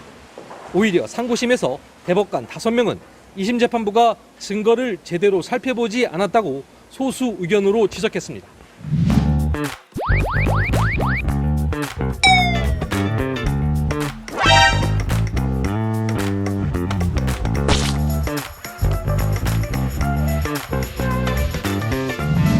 거기 핵심 증인인 한만호 대표의 검찰 출신 신빙성 자체가 문제가 된 사건인데 이 사람이 2010년 4월부터 11월까지 73번에 걸쳐서 검찰 조사를 받았어요. 그런데 그 중에서 보면 한 번의 진술서가 있고 5번의 진술서가 있습니다. 나머지 67번에서는 아무런 자료도 없어요. 검사가 주요 참고인을 이렇게 불러가지고 아무런 기록도 남기지 않고 조사한다는 것이 과연 적절하지 않다는 건 당연하지 않겠습니까? 검사하고 그 사람하고 무슨 얘기를 하는지 아무것도 알 수가 없잖아요. 어떤 내용이 있었는지. 수사의 적법성이 심각하게 침해된 사유에 해당된다 이렇게 생각하는데 거기에 대해서 후보자님 생각 어떠신가요?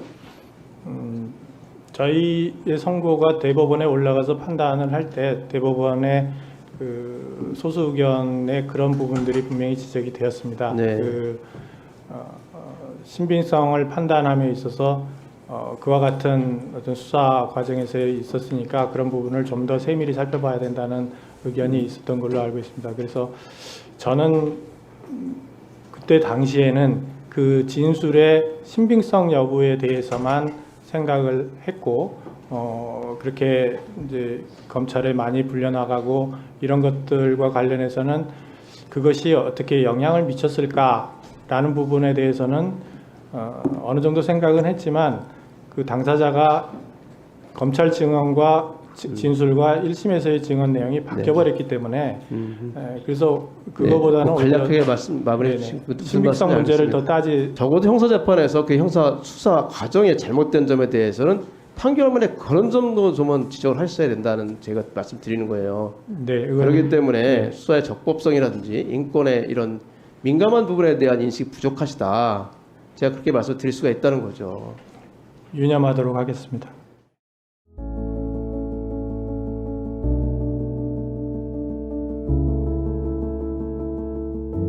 저는 단돈 1원도 받은 일이 없습니다. 저는 결백합니다. 제가 그렇게 살아오지 않았습니다.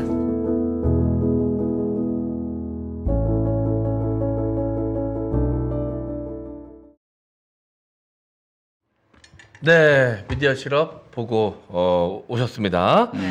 네, 자 그러면 오늘 2부 순서죠. 오전쇼 준비가 되었고요. 오전쇼 함께 해주시는 오윤혜 씨, 전민기 씨 나오셨습니다. 네, 반갑습니다. 반갑습니다. 네, 건강 괜찮으세요? 건강이 계속 나빠집니다. 그러니까. 죄송합니다. 아니 몇 주째? 저 한 3주 됐는데 이번 감기가 한 달은 간다고 하더라고요. 그 제가 아까 감기가 아닐 수 있다는 걱정을 했어요. 너무 심한 것 같아요. 여기저기 너무 심각해요. 다 걸려 있어요. 맞아요. 너무 오래 가니까. 그 의사 선생님이 괜찮아져도 약 끝까지 먹으랬는데 좀 까불다가 이게 보통 이래. 이게 일단 의사 선생님이 처방해 주신 약은 끝까지 다 먹어야 되는데 맞아. 사람들이 약 한두 개 먹고 좀 나은 것 같으면 안 먹거든 바로. 맞아요. 항생제는 근데 한 번 중간에 끊었다 먹는 것보다 끝까지 먹고 딱 떼버리는 게 낫거든요. 그렇다고 하더라고요. 네. 참. 전 건강합니다.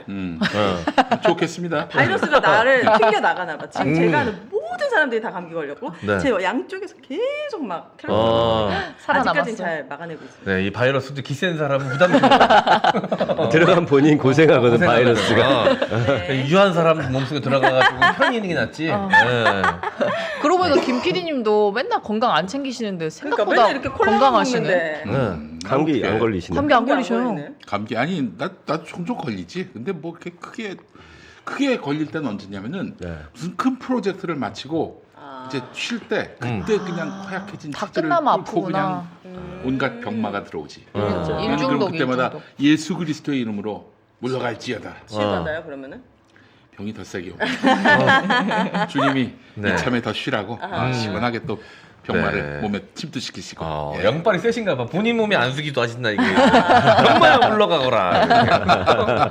일단 좀 바꾸고 가야겠네요. 건강하시고 우리 네. 청취자분들 오늘은 몇 문제입니까? 오늘은 뭐 이제 퀴즈보다는 네. 영상 네. 보고 이야기하고 뭐 그렇게 아, 가는 게 컨셉 좋겠어요. 바꿨어요? 네. 일단 무슨 선물을 주지 않는 이상은 퀴즈가 무슨 의미가 있나 하는 생각이 들고 네. 자 그리고 이제 문제 몇 번 뽑았다가 문제가 좀 완성도가 많이 떨어져가지고 그러니까 문제 안에 요걸 답이 좀 있고. 그러니까 요걸 좀 드시더니 소심해지셨어. 그러나 저러나 슈퍼챗 안 들어오는 건 마찬가지. 맞아. 네. 지금 또 이제 라이브 같은 녹방으로 진행되고 있기 때문에 네. 자 여러분 그거 아시죠? 녹화 방송 보시면서도 슈퍼챗을 쏘실 수가 있습니다. 맞아요. 그렇군요. 얼마든지 네. 보내실 수 있어요. 네. 자 그러면 첫 번째 영상 같이 보실까요? 예, 첫 번째 영상은 우리 전형윤 아나운서의 부인 되시는 정선영 씨의 과거의 리즈 시절 만나보도록 하겠습니다. 예. 대박. 한파 보도 대부분 지방으로 확대가 됐습니다. 중계차 연결해서 날씨 소식부터 전해드리겠습니다. 정선영 캐스터. 온차의 발걸음을 재촉하는 모습인데요. 퇴근 준비하실 때 정선영 캐스터. 선배 안 들려요. 귀여워. 요즘 혼자서 아이를 키우는 이른바 한부모 가정이 늘고 있는데요. 은평구에서만 1,400여 가구가 있는 것으로 나타났습니다. 그런데 이들을 위한 지원책이 부족한 가운데 특히 경제적 어려움이 크다고 합니다. 네. 와. 이쁘다. 아, 저 때가 진짜 리즈였네. 저때 데려간 거죠. 그니까. 2013년이면은 제일 예쁠 아니죠. 저 몇 년에 2016년에 결혼했어요. 몇 년 연애하고? 1년 반. 아. 저때 약간 남남일 때네요. 아니 저 때는 굉장히 다소곳하고 네. 차분하고 그 정민여의 원래 이미지하고 완전히 다른 네. 콘셉트로. 어디가 다소곳하죠? 선배 안 들려요. 요거는 좀 귀여운데. 정민여의 어떤 그런 네. 캐릭터가 나오는 것 같아요. 네. 저 때 왜 그 실수했대요, 여기에? 인이어가 안 들렸대요. 근데 전혀 안 들렸대? 모르겠어요. 제가 볼 때는 이제 읽고 있는 게 나가니까 괜히 다른 사람한테 덮어 씌우지 않아요.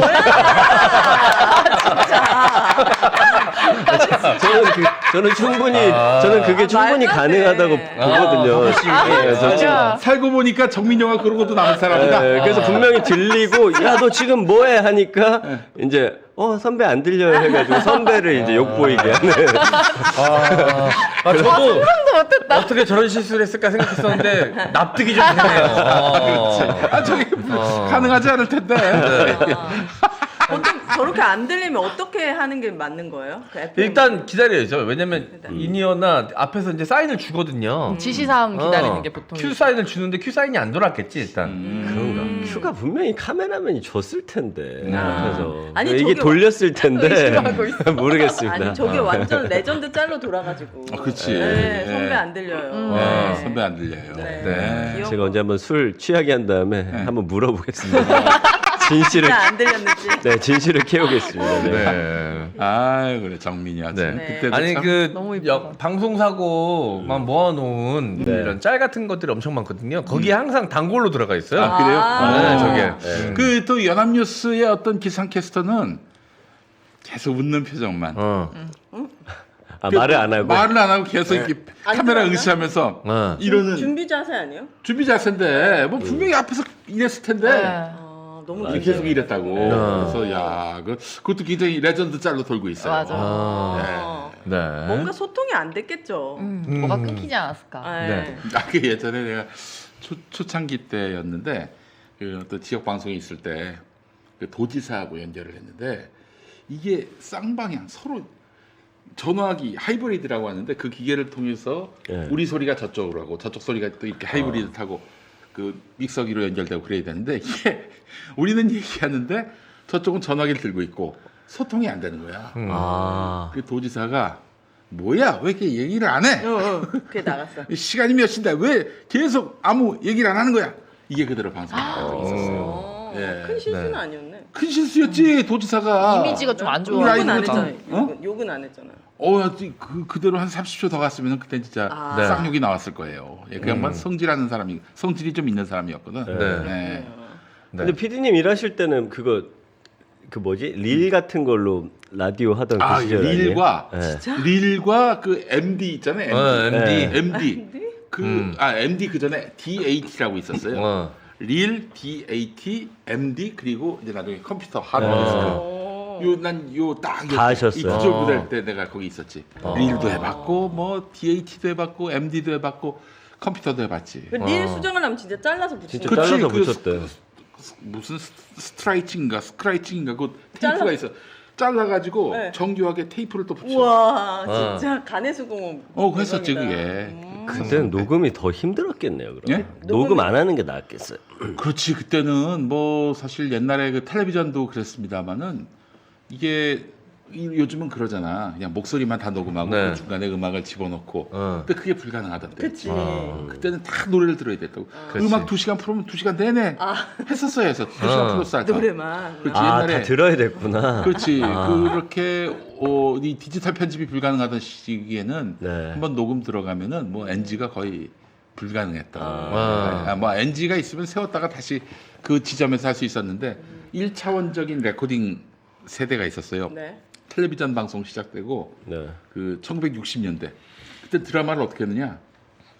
드라마를 전부 다 라이브로. 맞아. 광고도 라이브로 했다면서요. 그게 녹화기가 있었는데 녹화기가 이게 중간에 스톱 거기서 스톱된 부분에서 다시 있고 이게 안 됐고 그냥 롱플레이. 어?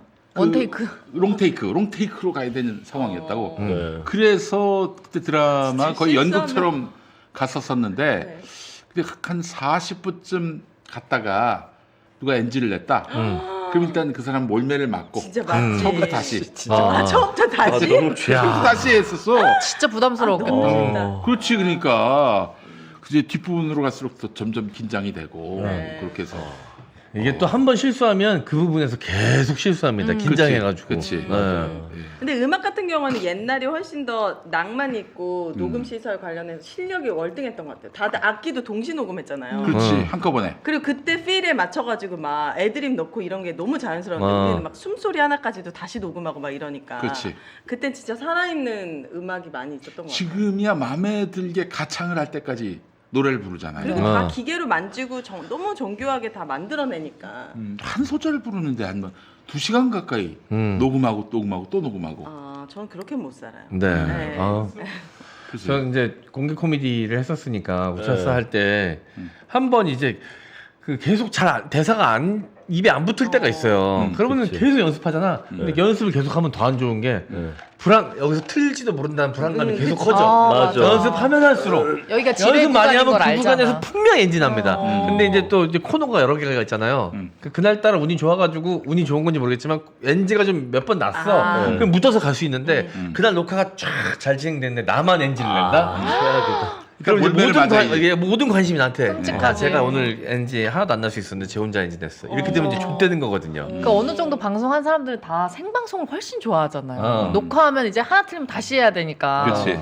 그 정부 행사나 이래 국가 이런 뭐 하잖아요. 그러면 토시 하나 틀려도 다시 찍어요. 그래요? 네. 너무 민감해. 대본 그대로 무조건. 네, 어미부터 시작해서 뭐 단어 하나 가지고도 엄청 까탈스럽고. 공무원 사회라서 그래. 그리고 이상하게 생방이면 실수 안 하는데 녹화라 그러면 꼭 실수한다. 맞아. 이상해. 마음이 좀 이렇게 놓여져서 그런지 그런 게 있습니다. 지난주에 봤던 박가영은 뭐야? 죄송합니다 하고 다시 하고. 난 대본 다시 했지. 라이브에 뭐가 죄송해. 그냥 넘어가야지. 그때는. 네. 알겠습니다. 자, 두 번째 영상 또 보여주시죠. 오늘은 그 첫 번째는 그냥 우리 리즈 시절을 보는 거고 본 순서인데 오늘 12.12로 좀 특화를 했습니다. 12.12 서울의 봄 보셨습니까? 보셨죠? 예. 보셨죠? 어느 장면이 가장 그래도 좀 기억에 남습니까? 저요? 저는 빡치는 장면들. 빡치는 장면. 마지막에 배치할 때 그 전두광이 이제 그 이태신을 나쁜 놈으로 만드는 느낌이잖아요. 너무 그때 제일 빡쳤고. 그게 실제 있었던 일일까 없었던 일일까? 그렇게 배치까지는 안 했다면서요. 맞아요. 그거는 이제 마지막은 이제 영화가 만들어낸 장면인데. 근데 하여간 그 이태신이 아니라 장태환 장군을 그렇게 해서 생포해가지고 고문을 가했고 완전히 범죄자로 만들어 버렸고 그렇게 아주 정말 나왔더니 아버지께서는 자기 아들이 영예로운 장군이었다가 범죄자로 낙인 찍히고 그런 거 보고 곡기를 끊으시고 돌아가셨고 그리고 아들은 그 할아버지 산소에서 숨진 채 발견됐고 서울대 수석으로 입학했던 영예였는데 자연계열 아내도 그랬던 것 같아요. 아내분도 아내분 나중에 스스로 목숨을 끊으셨고 가족사가 너무 불행의 연속이었어요. 장태환 장군. 나는 저 장면이 제일 재밌었어요. 그 인상 깊었고 상황이 불리하면 막 전두환이한테 욕하고 상황이 좋아지면 막 맞아. 이게 아주 기회주의 전형이거든. 이런 인간들 모습 보면서 이게 진짜 이거는 이 감독이 보여주고 싶은 게 이거였다 난 그렇게 생각이 들었어요. 기회주의가 역사를 퇴행시키거든. 지금이랑 똑같은 모습. 그렇지. 저는 그 수뇌부들 수경사로 다 같이 도망갈 때 뭔가 이상해 기뻐하면서 도망가는 것 같아. 맞아 이거 기막에 막 하고 너무 꼴보기 싫었어. 갑시다 막 이러면서 이제 그 이태신 장군 밑으로 가가지고 이제 모든 책임을 넘기려고 하는 거지. 면피하려고 하는 거지. 자 그러면 영상 한번 보시겠습니다. 이 사실을 이건영 당시 3군 사령관에게 보고하는 장태환 수경사령관의 목은 이미 쉬었습니다. 장군님 나무 부대에 와서 왜 이럽니까? 네가 예감기관에서 그러니까 장장군은 안 돼서 왜 그래? 이리 와. 이 오긴 어디가? 당신이 왜 그래요? 왜 나무 한밤중에 와서 지나가고 있어? 빠지겠다. 이렇게 했더니 장영희 장군한테 전화를 받아요. 장영희 장군에다가 아이 장관이 너 왜 그래? 너 알만한 사람이 너 나하고 다 통할 수 있는 처진데 너 왜 그래? 너 이리 와. 아이 왜 이랬습니까? 왜 우리 그동원 총장님을 왜 어찌하고 납치해가고 왜 가요? 정말 그럼 내가 치려 했더니 구사단 30년대 어디 출동하는 모양인데 어디 출동시키는가? 연대 출동 안 합니다. 근데 뭐 어디 출동한다고 그러는데 무슨 소리야? 연대가 말입니까? 연대 출동 안 합니다. 지금 구사단 30년대장이 저 삼성이까지 출동한다고 전화가 왔는데 연대 출동 안 합니다. 그 사단에서 그런 지시한 거 없어? 예, 연대 출동하라는 말은 없습니다. 그럼 어디 출동하는 게 있나? 여보시오. 그거 출동하면 안 돼. 예. 자, 이 영상을 이게 한번 뭐예요? 보면은 네. 이제 삼군 사령관은 이제 말하자면 육본에 있던 사람이지. 네. 지금 그 쿠데타 상황을 수습해야 될 그 책무를 갖고 진압군 있는 쪽에 있는 거죠, 진압군. 그런 쪽에 있는 사람이어서 이제 장태환이 그 이건영 삼군 사령관한테 이제 보고를 하는 거예요. 총장님을 그 데려갔다. 총장님을 저 전두환 일당이 데려갔다. 그래서 내가 전화를 했더니 뭐 알만한 사람이 왜 이러냐고 장태환 장군 우리한테 일단 와 대화를 하자고. 그래서 내가 다 쏴 죽여버리겠다고 막 그렇게 얘기했다라고 보고를 하는 거예요. 근데 삼군 사령관 이건영 장군이 지금 구사단 참모장한테 연락해서 니네 부대 출동시켰냐? 어디로? 그러니까 이제 서울로. 그러니까 그 말하자면은 그 전두환 편에 서서 니들 그 지금 서울로 오고 있느냐라고 물어보는데 네. 저 구창회 저 구사단 참모장 하나회지 아니요. 안 보냈는데요? 안 갈 건데요? 뻥 거짓말하는 거지. 뻥을 치는 거야, 뻥을. 연대 출동 안 합니다. 출동했지. 예, 출동을 이미 했는데 그럼 누가 갔냐고 하니까 말 안 하잖아요. 말을 못 해. 예. 저 구사단장이 누구였을까? 지금 우리가 알아요? 알아요. 영화 속에서 등장하지 않습니까? 그렇습니다. 거기서 막 읍수하잖아. 구사단장. 전방 부대예요, 구사단이? 박희도? 아니. 박희도를 아는구나. 나는 누구지? 노태우입니다. 노태우.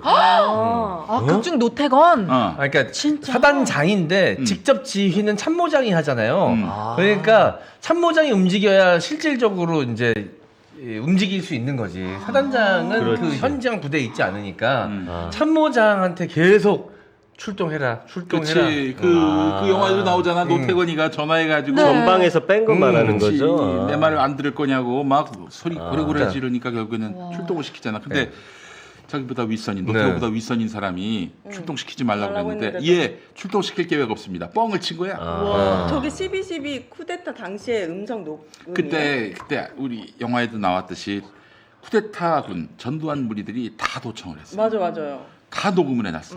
근데 다 녹음한 거를 1995년에 월간조선이 입수를 해서 그걸 테이프에 담아가지고 별책 부록으로 뿌렸지. 그게 이제 보도가 된 거예요. 95년에 MBC 뉴스데스크에. 그러면 다 까발려진 거 아니에요? 전두환이 쿠데타를 일으켰고 노태우도 함께. 그래서 전두환 노태우가 그때 사형 선고를 받았잖아요. 그러니까 저 도청 덕분에 사실 쿠데타가 성공으로 이룰 수 있었는데 결국 그것 때문에 자기네들 발목도 잡혔지. 빅엿을 먹은 거지 스스로. 그렇게 녹음해가지고 쿠데타를 성공시키려고 해서 녹음을 했는데 그게 나중에 자기들을 쿠데타 혐의로 감옥에 집어넣게 만드는 그런 그 스모킹 건이 됐지. 그러니까 다 못된 놈들은 다 한편인 것 같지만 어쨌든 못된 놈들은 다 자기 이속 챙기고 나중에 자기 도망갈 구멍 다 생각해 놓거든. 어떤 식으로든 다 갖고 있습니다, 자료를. 저 녹음 테이프 때문에 장태환 장군이 명예회복이 됐고요. 저 녹음 테이프는 누가 가지고 있었던 거예요? 그 어딘가 보관돼 있었는데 그게 월간조선 조갑재 씨한테 넘어갔고 조갑재 씨가 그걸 그냥 아니 전두환이 집권을 8년인가 하면서 그거부터 없앴을 것 같은데. 근데 뭐 이것저것 뭐 이렇게 놓쳤나 봐. 놓쳤겠지. 그런 것까지 생각을 못 했겠지. 누가 나를 단죄하랴. 누가 나를 범죄자로 만들겠냐. 누가 이 12.12 쿠데타를 무슨 쿠데타로 해가지고 처벌하겠느냐. 이런 생각 속에서 저 테이프를 방치했다가 빅엿을 먹었지. 또 중요한 또 단서가 최규하가 5시에 결제했습니다. 이것도 아주 중요한 사후 결제. 사후 결제. 관련한 영상입니다. 또 보시겠습니다. 80년대 민주복지국가 건설이라는 가슴 뿌듯한 비전도 우리 앞에 펼쳐져 있습니다. 이제 저런 노래가 있어요. 저 대통령 참가라고. 1980년 9월 1일 전두환 씨가 대통령에 취임하던 날 기세등등하게 취임사를 읽어내려가는 동안 최규하 전 대통령의 표정은 그저 덤덤한 듯 보였지만 남편한테 화가 많이 보니까 저게 기백이 아내분이 훨씬 나았네. 맞아요. 아내분이 했었어야 돼. 대통령을.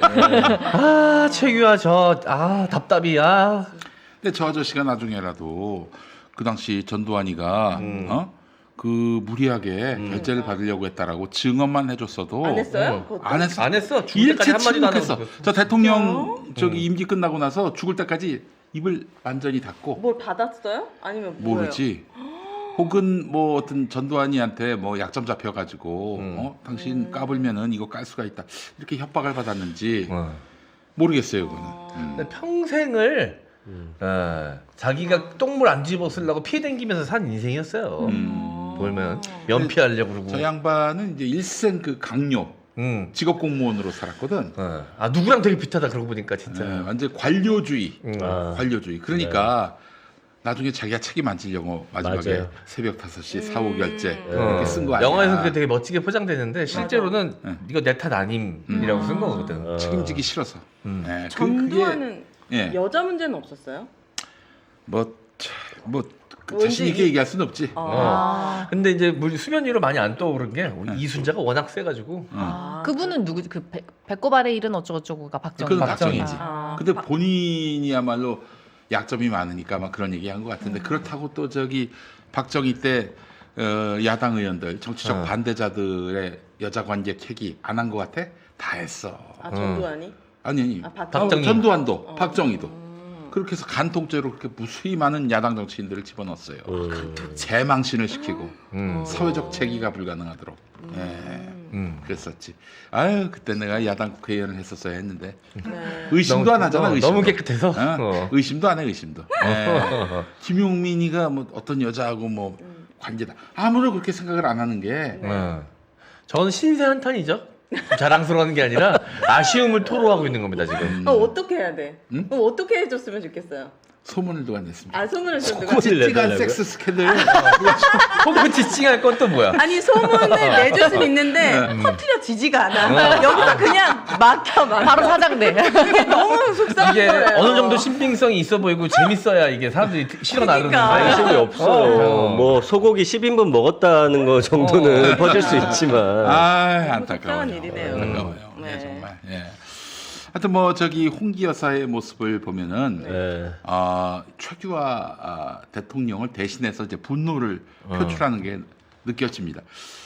확실히 이게 나중에 영상으로 남으니까 나의 분노를 후대 사람들은 알아봐다오. 이런 차원에서 저런 어떤 일종의 퍼포먼스를 하신 게 아닌가 하는 생각도 드는데 최규하 이 사실 박정희 시대 마지막 국무총리였거든요. 그러니까 박정희가 죽으니까 바로 대통령 대행이 된 거고, 곧바로 이제 대통령이 됐지만 누구도 최규하를 박정희의 카리스마를 이어받을 그런 대통령으로 생각하지 않았어요. 후임 대통령으로. 그러니까 당장 군부부터 이 전두환이부터 합수부장에 불과한 이제 그 보안사령관에 불과한 전두환이부터 대통령을 무시한 거 아닙니까? 그래서 막 그냥 결재해 뭐 이렇게 했고 그 결재를 했고 그 뒤로는 중앙정보부장 서리까지 맡으면서 군의 정보와 군 밖의 정보를 한 손에 다 쥐면서 지가 초법적 그런 국가 통치기구인 국보위란 것도 만들었어요. 국보위를 만들어 가지고 거기 위원장을 맡으면서 옥상호 권력을 만든 거야.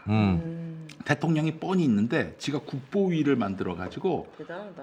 대통령을 허수아비로 만들어 놓고 지가 다 그냥 국정을 좌지우지했어요. 그러니까 지멋대로 계엄도 선포하게 했고 물론 최규하가 하도록 했겠지만은 광주 학살을 하고 광주 학살을 최규하가 사인을 했겠어요? 그 전두환이가 다 한 거지. 그래서 결국에는 8월에 이제 최규하 너 그만둬. 그만두게 하고 지가 대통령 된 거 아니야. 전두환이가.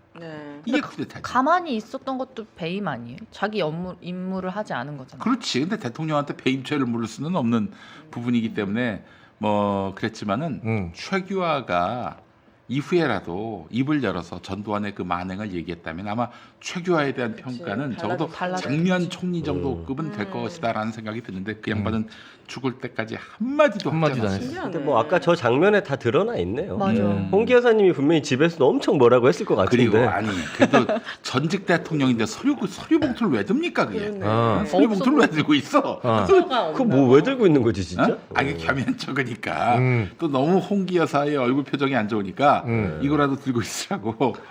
근데 바보 같은 양반이 이런 표정으로 쳐다보고 있잖아. 뭐야 이런 표정이잖아요. 홍기 여사 표정이 뭐야 이거. 꽉 붙잡혀 사는 느낌. 아유 참 그래요. 홍기 여사님이 마지막 자존심, 최규하에게 없는 자존심을 그래도 보여주신 것 같아서. 근데 너무 씁쓸하네요. 씁쓸하지. 어쨌든 전두환은 정말 나쁜 놈이지만 그걸 알면서도 옆에서 다 모른 척하고 그랬던 사람들이 많으니까 이게 8년 동안 유지되고 그렇지. 권력이 아직까지도 막 그 또 그런 거 노태우한테 또 권력이 이어지고. 자 그렇다면 이런 궁금증은 안 됩니까? 12.12 때 전두환이가 최규하한테 가서 사인하라고 결제하라고 막 그랬을 거 아니에요. 근데 영화에서 보면은 뭐 그냥 표정만 좀 일그러지고 그래도 마지막까지 대통령 대 보안사령관의 관계를 지키려고 했고 마지막에는 장성들 데리고 와가지고 그 일종의 어떤 시위를 벌였잖아요. 과연 그렇게만 했을까? 아 실제로는 실제로는 어땠을까? 어떻게 했을 것 같아요? 실제로. 앞에서 막 담배 피고 이랬을 것 같은데.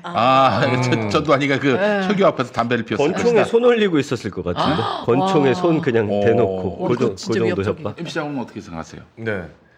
일단 뭐 저기 뭐냐 다 끌고 갔잖아요. 일단 영화에서도 나오지만. 누구를? 대통령 그 이제 최규하 방에 들어가가지고 뭘 했을까? 전두환이가 어떻게 압박을 했을까? 일단 위협이 되는 행동을 했을 텐데. 담배를 피운다, 총을 만지작거린다. 저는 최규하 그 대통령 자리에 앉았을 것 같아요. 오히려 자기가 권위를 상징한 그렇게까지는 못했을 거야. 그렇게까지는. 그럼 자리 말고 책상에 앉은 거 아니에요? 책상에 딱 앉아가지고 내려다보고. 형씨, 담배 이러기야? 뭐 이렇게. 아니면 눈을 안 마주치고 거울 같은 거 보면서 머리 만지면서 그거 좀 결제 좀 해줬으면 좋겠는데 막 이러면서 완전 개무시하는 처사로 행동을 했다. 자, 증언자가 있습니다. 함께 보시죠. 새벽 5시 10분 전시 일행과 총리공관에 도착한 국방장관은 사태 확산을 막아야 한다며 대통령에게 총장 연행 사후 재가를 건의하고 강압적인 분위기 속에서 대통령의 재가가 이루어집니다. 그러나 다음 두 사람의 증언은 당시 사후 승인 과정에서 신군부 주체들의 강압이 자행됐음을 강력히 시사하고 있습니다. 권총을 빼가지고 그 휘둘리면서 휘둘리면서 협박을 했는데 최 대통령이 그 꼼짝을 하지 않고 있더라. 최규하 대통령한테 전화가 왔어. 아이고 어제 저녁에 난 그래서 어떻게 된 겁니까? 그랬더니 그 계엄사령관 잡아가고. 저분은 돌아가신 거죠? 돌아갔지. JP. 어떻게 알아요? 어떻게 똑똑해? 뭐가? 권총 그냥 튀겼는데 뭐 그거 하나 맞추겠다고. 권총으로 실제 위협을 했다는 거야. 전두환이가. 진짜 최규하를. 대통령을. 그랬으면 말 들을 수밖에 없어. 그럼 쿠데타지. 완벽한 쿠데타야. 완벽한 그렇지. 쿠데타. 그 자리 최규하를 당장 내쫓고 지가 대통령이 될 수는 없잖아. 구조상. 그래서 이제 또 보는 눈들도 많고 당시만 해도 12.12 쿠데타가 났을 때만 해도 군부 쿠데타라고 보도들을 안 했어요. 당신의 신문들을 쫙 한번 봤는데 그 이제 합수부가 합동수사본부가 박정희 대통령 시해 사건을 수사하는 합수부가 대통령이 허락한 가운데 정상적으로 정승화 육군참모총장을 체포했다. 육참총장을 체포했으니 계엄사령관을 체포했으니 큰 뉴스가 날만도 하지. 그런데 그 과정에는 문제가 없었다라는 식으로. 또 노재현이가 또 그때 국방부 장관이 전면에 나서서 내가 허락했다. 뭐야? 그 담화문까지 그 신문에 실리고 그랬어요. 근데 그 사람은 뭐 한 자리도 못 찾았잖아요. 누구? 노재현. 노재현. 어쨌든 뭐 당시 그 협박을 받았지. 그러니까 전두환이한테 협박을 받았고 그래서 최규하 그리고 노재현 이 사람들이 그 전두환의 그 이 폭력 앞에서 바로 은맥이 주고하고 사인을 해준 그 정확한 제일 중요한 사실은 누락이 된 채 정승화가 뭔 잘못이 있어서 저렇게 체포가 됐더라. 이렇게만 보도가 됐어요. 군인들이 그렇게 기백이 없어도 되는 거예요? 근데 군인인데? 정승화가 무슨 수로? 그래서 이제 그 당시 보도를 보게 되면은 이 과정에서 서로를 오인한 군인들끼리 충돌이 있었다. 뭐 이런 식으로 보도가 된 거지. 누명을 씌웠지. 정승화가 김재규를 좋게 포장하면서 수사를 진행하고 있다라는 이제 헛소문을 퍼뜨려가지고 그걸 명목으로 이제 체포를 하려고 했었죠. 그래서 언론이 중요하네요, 진짜. 그렇지. 언론이 당시에 사실을 있는 그대로 보도 못하는 또 그런 현실도 있었어요. 왜냐하면 그때가 계엄 상황이었기 때문에 계엄 상황이 되면은 언론들 보도를 다 통제를 받습니다. 제목부터 시작해서 기사 내용까지 다 들여다봐. 그런 시대였기 때문에 언론이 제대로 보도를 못할 수밖에 없는 상황이었지만 국민들은 나중에 알았지 그게 쿠데타였다는 것을. 95년에 저 녹음 테이프가 드러나게 되고 그러면서 더 이제 12.12의 실체를 알게 됐던 것이고. 지금 총선 앞두고 지금 난리 치려고 하는 거잖아요. 그렇지. 그래서 하여튼 뭐 1979년 12.12 쿠데타에서 2019년 검사 쿠데타를 우리가 볼 수 있어야 한다. 그게 이 시대 참 지성인의 자세다. 대학에는 막 대자보 막 붙었던데요. 글쎄요. 대학생들이. 대학생들이 이제 안 거지. 부산대. 진짜 대한민국의 미래는 그래도 희망이 있는 것 같습니다. 네, 알겠습니다. 자, 이렇게 마지막 영상까지 함께 보셨고요. 자, 오늘 2부 여기서 마무리하고요. 저희는 다음 주 화요일에 또 생방 같은 녹화 방송으로 여러분들 찾아뵙도록 하겠습니다. 최대한 라이브가 포크가 되면 좋을 텐데 일단은 다음 주 화요일까지는 일단 녹방이 될 것 같죠? 이재경인데 아직 안 나왔어요. 좀 더 봐야 될 것 같습니다. 봅시다. 알겠습니다. 감사합니다. 인사드릴게요. 안녕. 감사합니다.